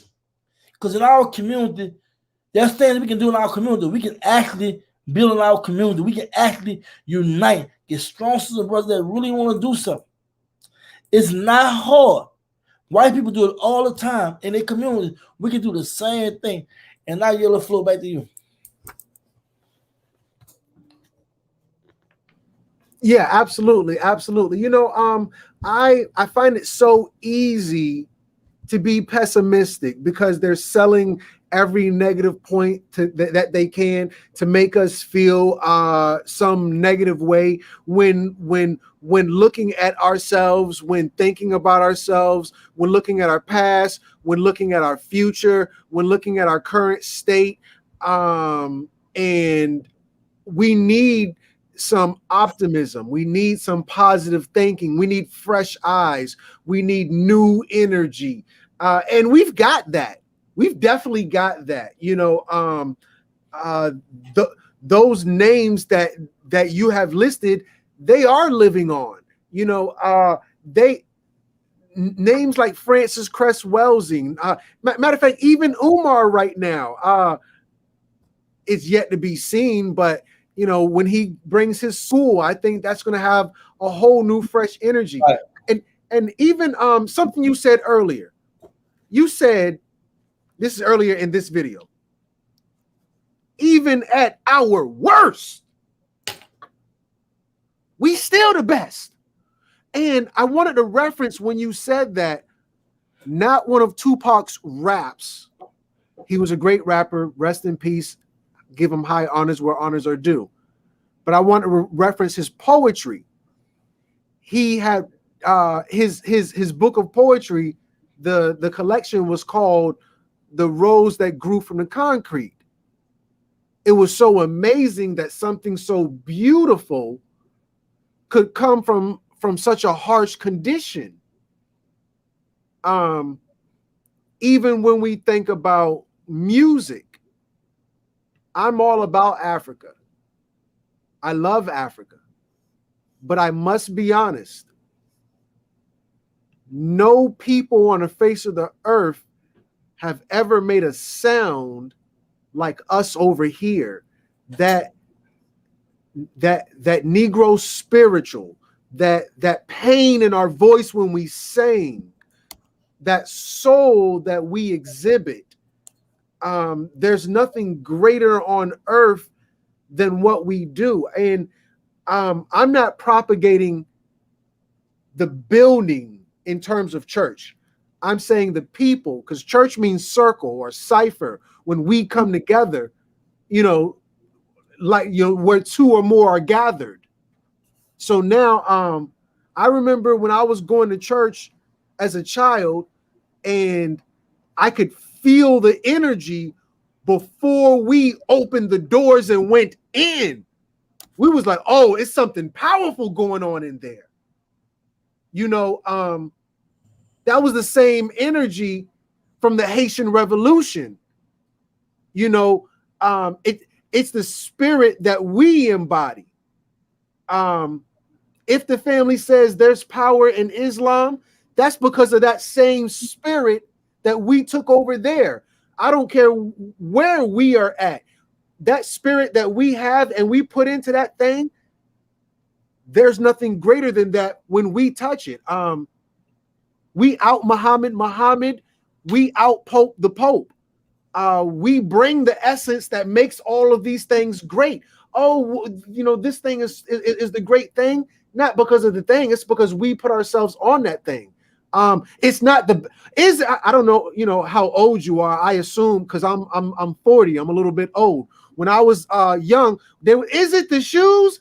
No, it's not the shoes. It's the dude wearing the shoes. It's not the hammer. It's not it's us. We are those things wouldn't have their significance if we weren't there doing those things. So I want to just bring the conversation full circle by saying that our spirit is the greatest thing on earth.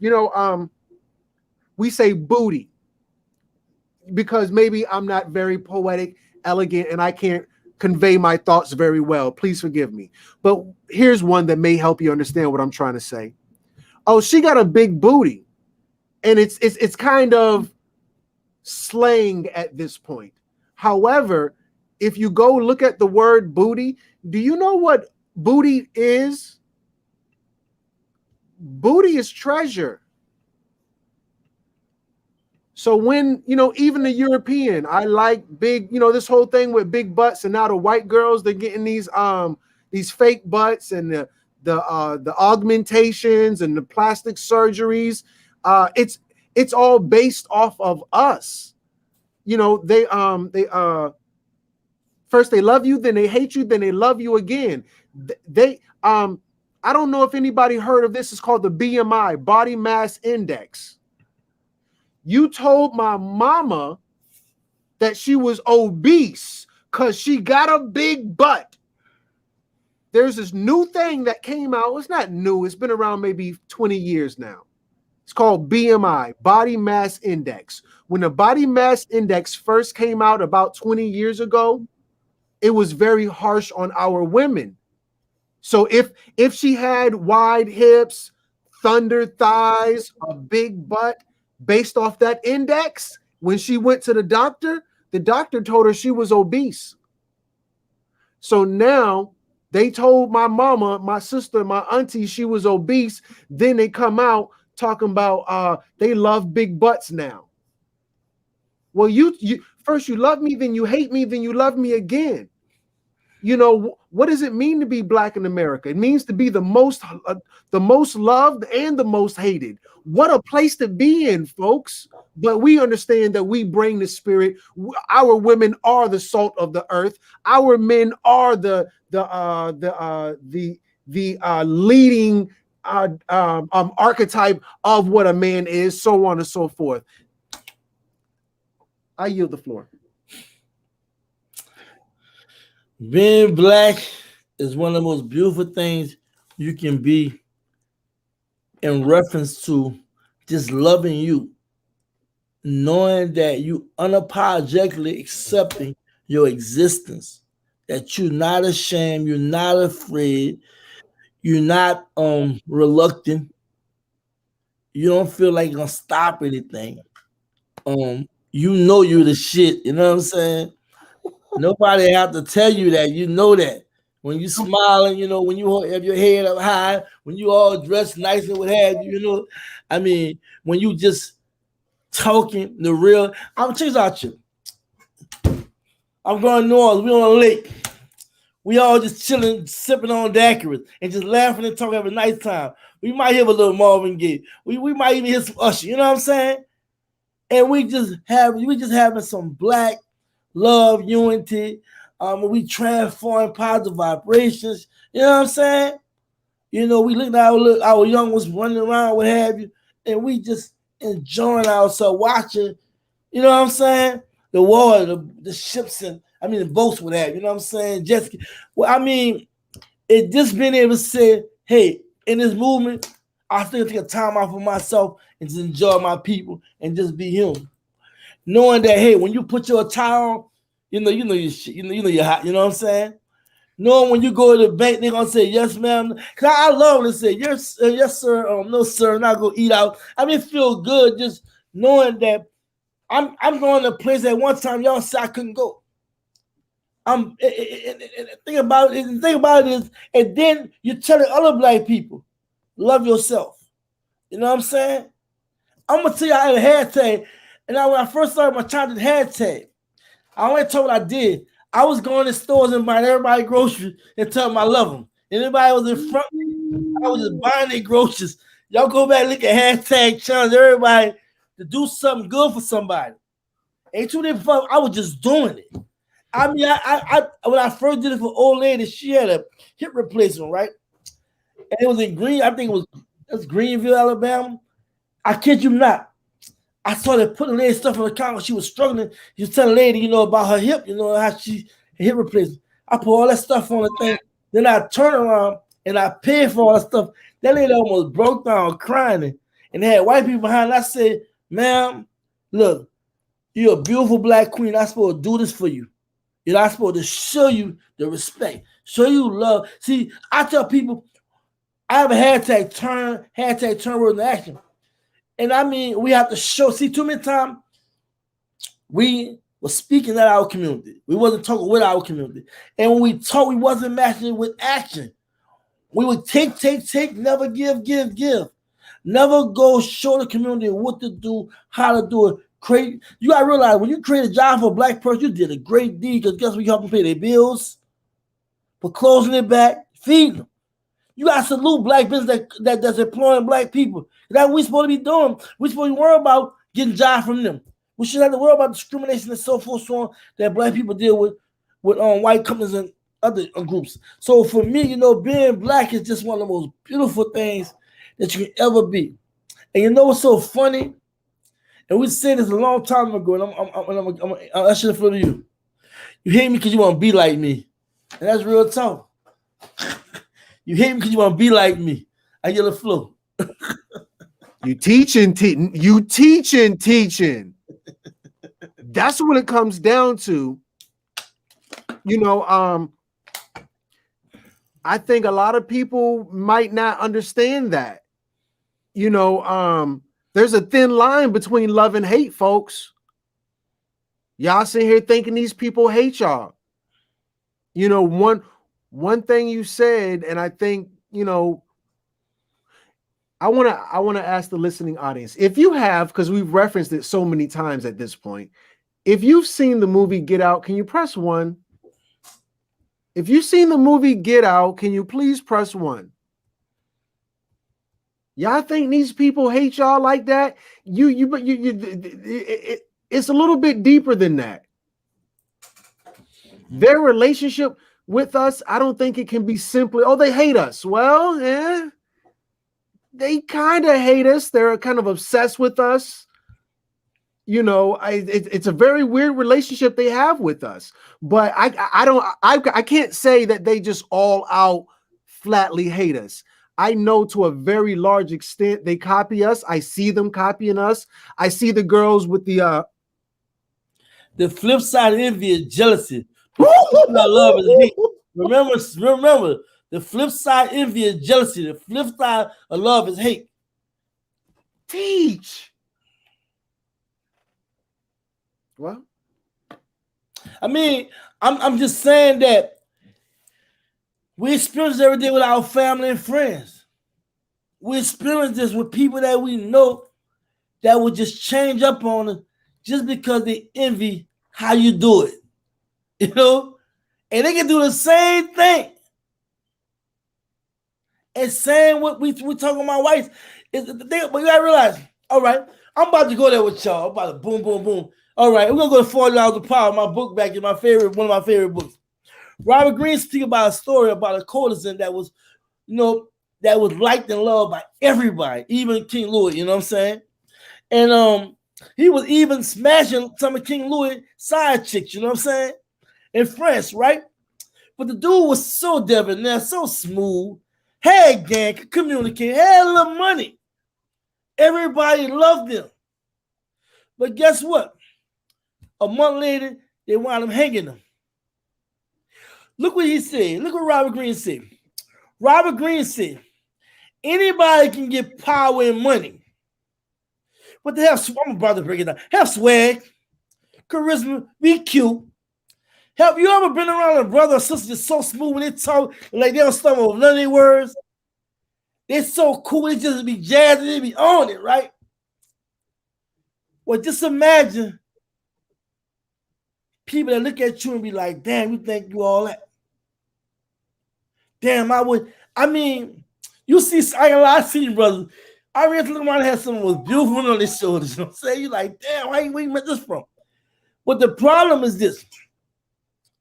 Because there's some people that can't acquire that, it develop envy and hate. And what Robert Greene said, you have to hide your full potential, your gifts and whatever. You have to know how to maneuver, because $40 of power deal with acquiring power, how to know how to navigate, how to play chess, not checkers. And he was saying that it's not good to let everybody know what's going on with you. I mean, don't let your left hand know what your right hand know. And it's not good to just let it all flow out. So for that person, the mistake was just that just because everybody like you, because I'm going to tell you, I'm about to drop some jewels. Everyday smiley face is not your friend. Everyday shine is not gold. And we have to remember that. Too many times we put our trust in the wrong people that would eventually let us down. If someone was that very person, we just didn't lose our life. We lost other things. We have to know how to protect ourselves. Sometimes we have to know how to mask ourselves. Too many times we do this. All on social media. Get all emotional. Telling everybody our business. And we know what they say, huh? What Paul said, what is good, evil is present. You feel me? Evil is always listening. So when you whispering, be mindful for somebody listening. They say it's not a secret if you tell somebody.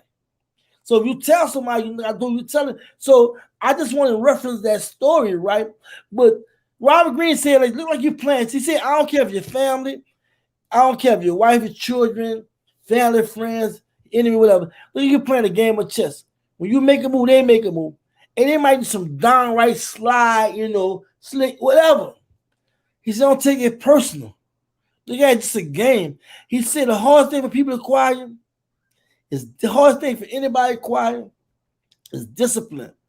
Once you acquire discipline, I mean, sky's the limit, because a lot of time We very reactive. We don't, we don't really process like we should. We just boom.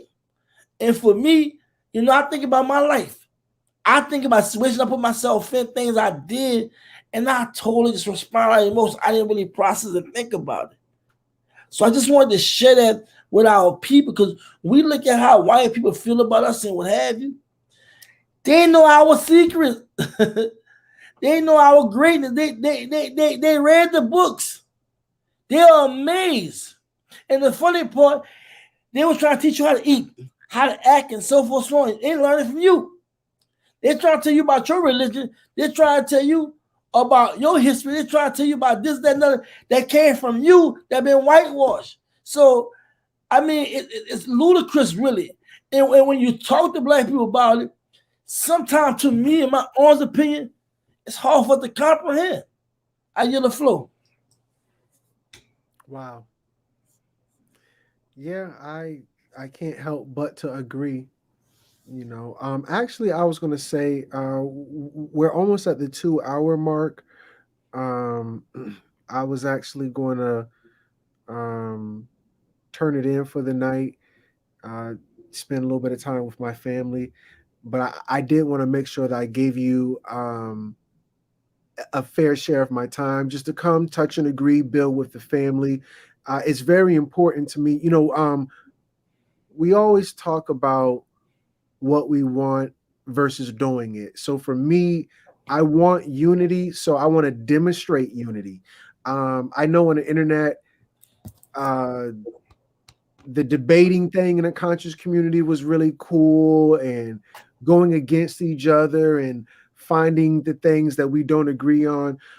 And one thing I wanted to do was to change that energy and to touch and agree, to add value, to build on things that we have as common ground, and to demonstrate that, because I know that our children are going to see examples of brothers going against each other, tearing each other down in one way, shape, form, or another. But what you and I are doing is coming together in love, truth, peace, respect, honor, knowledge of self, honor of our people, honor of our ancestors, honor of our God. I just wanted to be a part of that, to lead that. And I appreciate you allowing me to come on the platform to do that with you and your audience. Your audience has been so great, gracious to me. They've been very kind to me. I really appreciate everybody. I do want to say this, though. We got about 50 people from what I can see. I'm on YouTube right now. We got about 50 people listening. I wanted to ask, seriously, family, seriously, before we part ways, do not forget, hit the like button.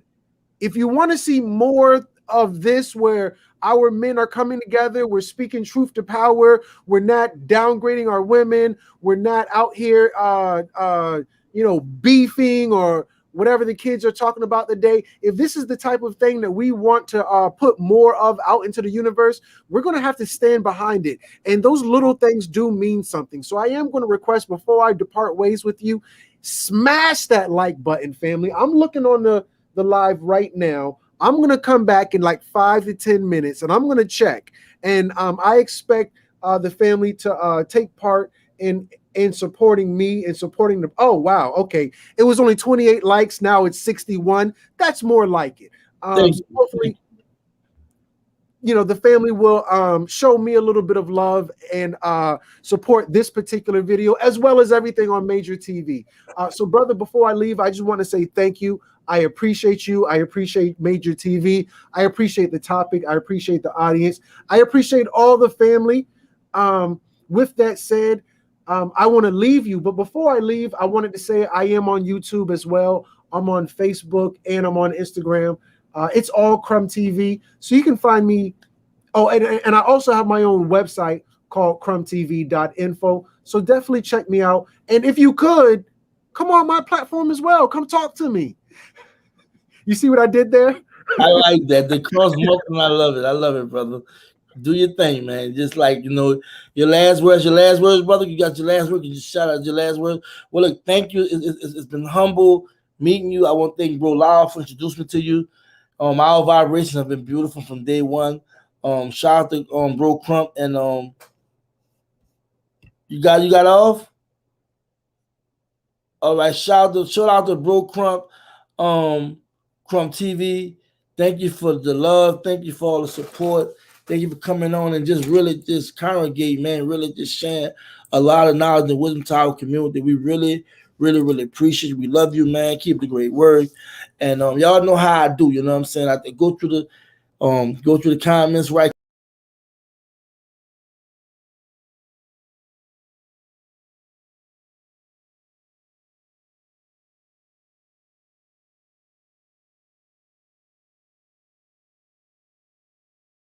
Can y'all hear me? This thing.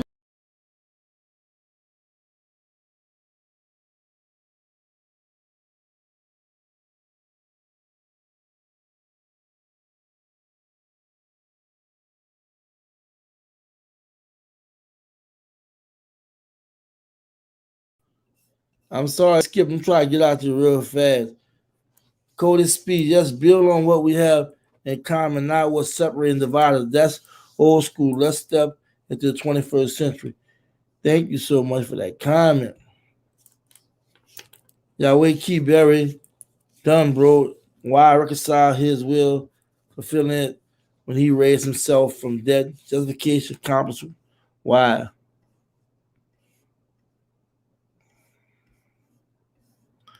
Going through the comments right quick, my family.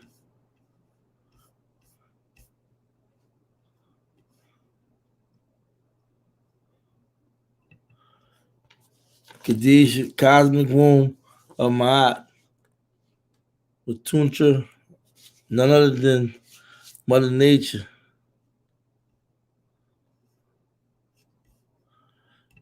Love you, Major, for that. Respect the elders. Real talk. I wouldn't trade my business for anything. What's up, Trooper?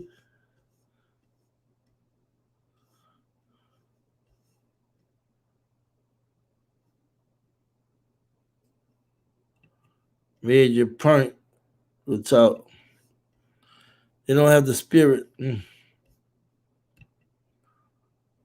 All they see is the outcome. They didn't see the struggle.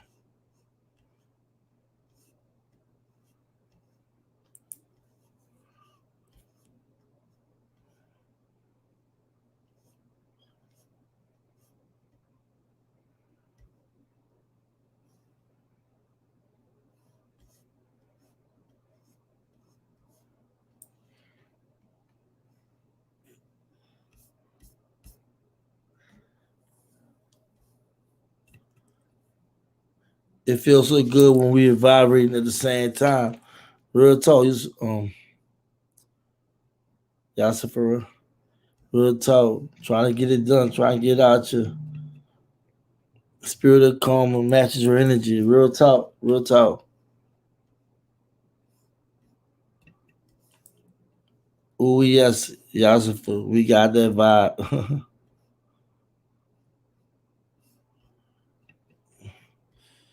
Yes, speech teach. You already know.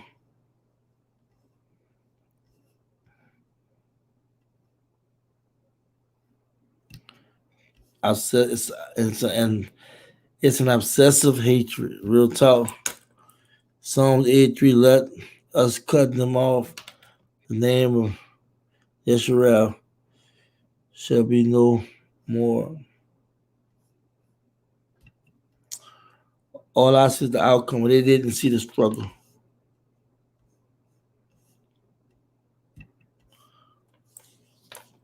Our fellow President Barack Obama. My brother, shout y'all out. Appreciate y'all. Prayer hands in the air. You already know. Y'all was beautiful tonight. Thank y'all for the action. Y'all knew it's late, so we gotta go. Kind of say much love to you, Major, and the family. Real talk. Look, I appreciate y'all. Y'all was super tonight. Again, I want to thank my guests. It was real love. With him now, the vibration was great. Even with you all, it was great vibration. Again, this channel can't exist without y'all support, y'all love. You know what I'm saying? I mean, I really appreciate it. I'm humble.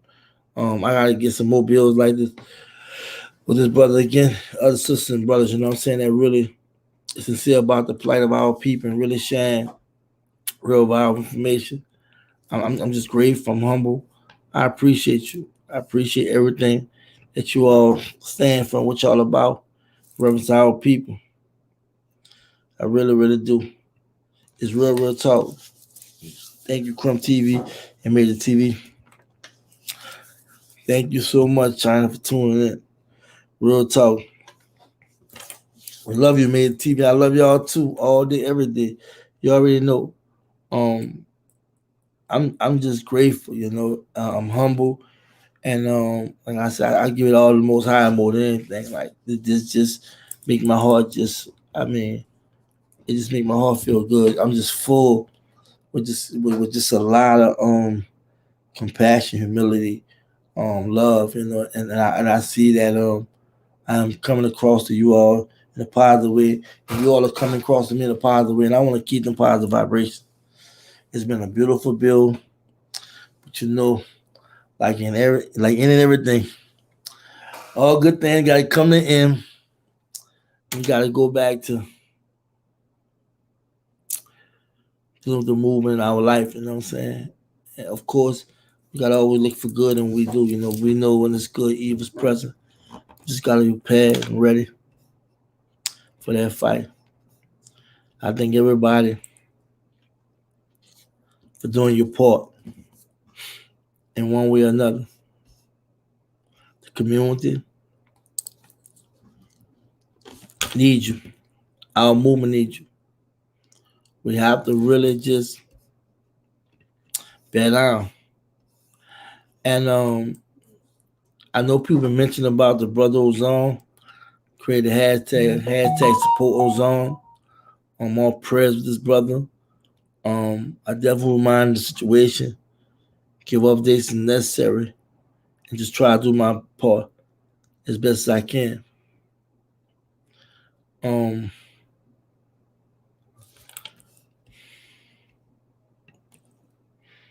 That was a real blow that happened to that brother. But we're gonna overcome this. We're gonna overcome this. We're gonna fight with him. It's all part of the struggle. It's all part of the struggle. It's called life, y'all. That's why I said it's also called being black in America. That's an example of that. When I did that live about fighting for what's right, cost your life, that's what I meant. This could happen to me or you. This is real talk. Y'all already know. Y'all already know. Thank you. Y'all be safe out there. Stay focused, stay on code, just be black. Peace.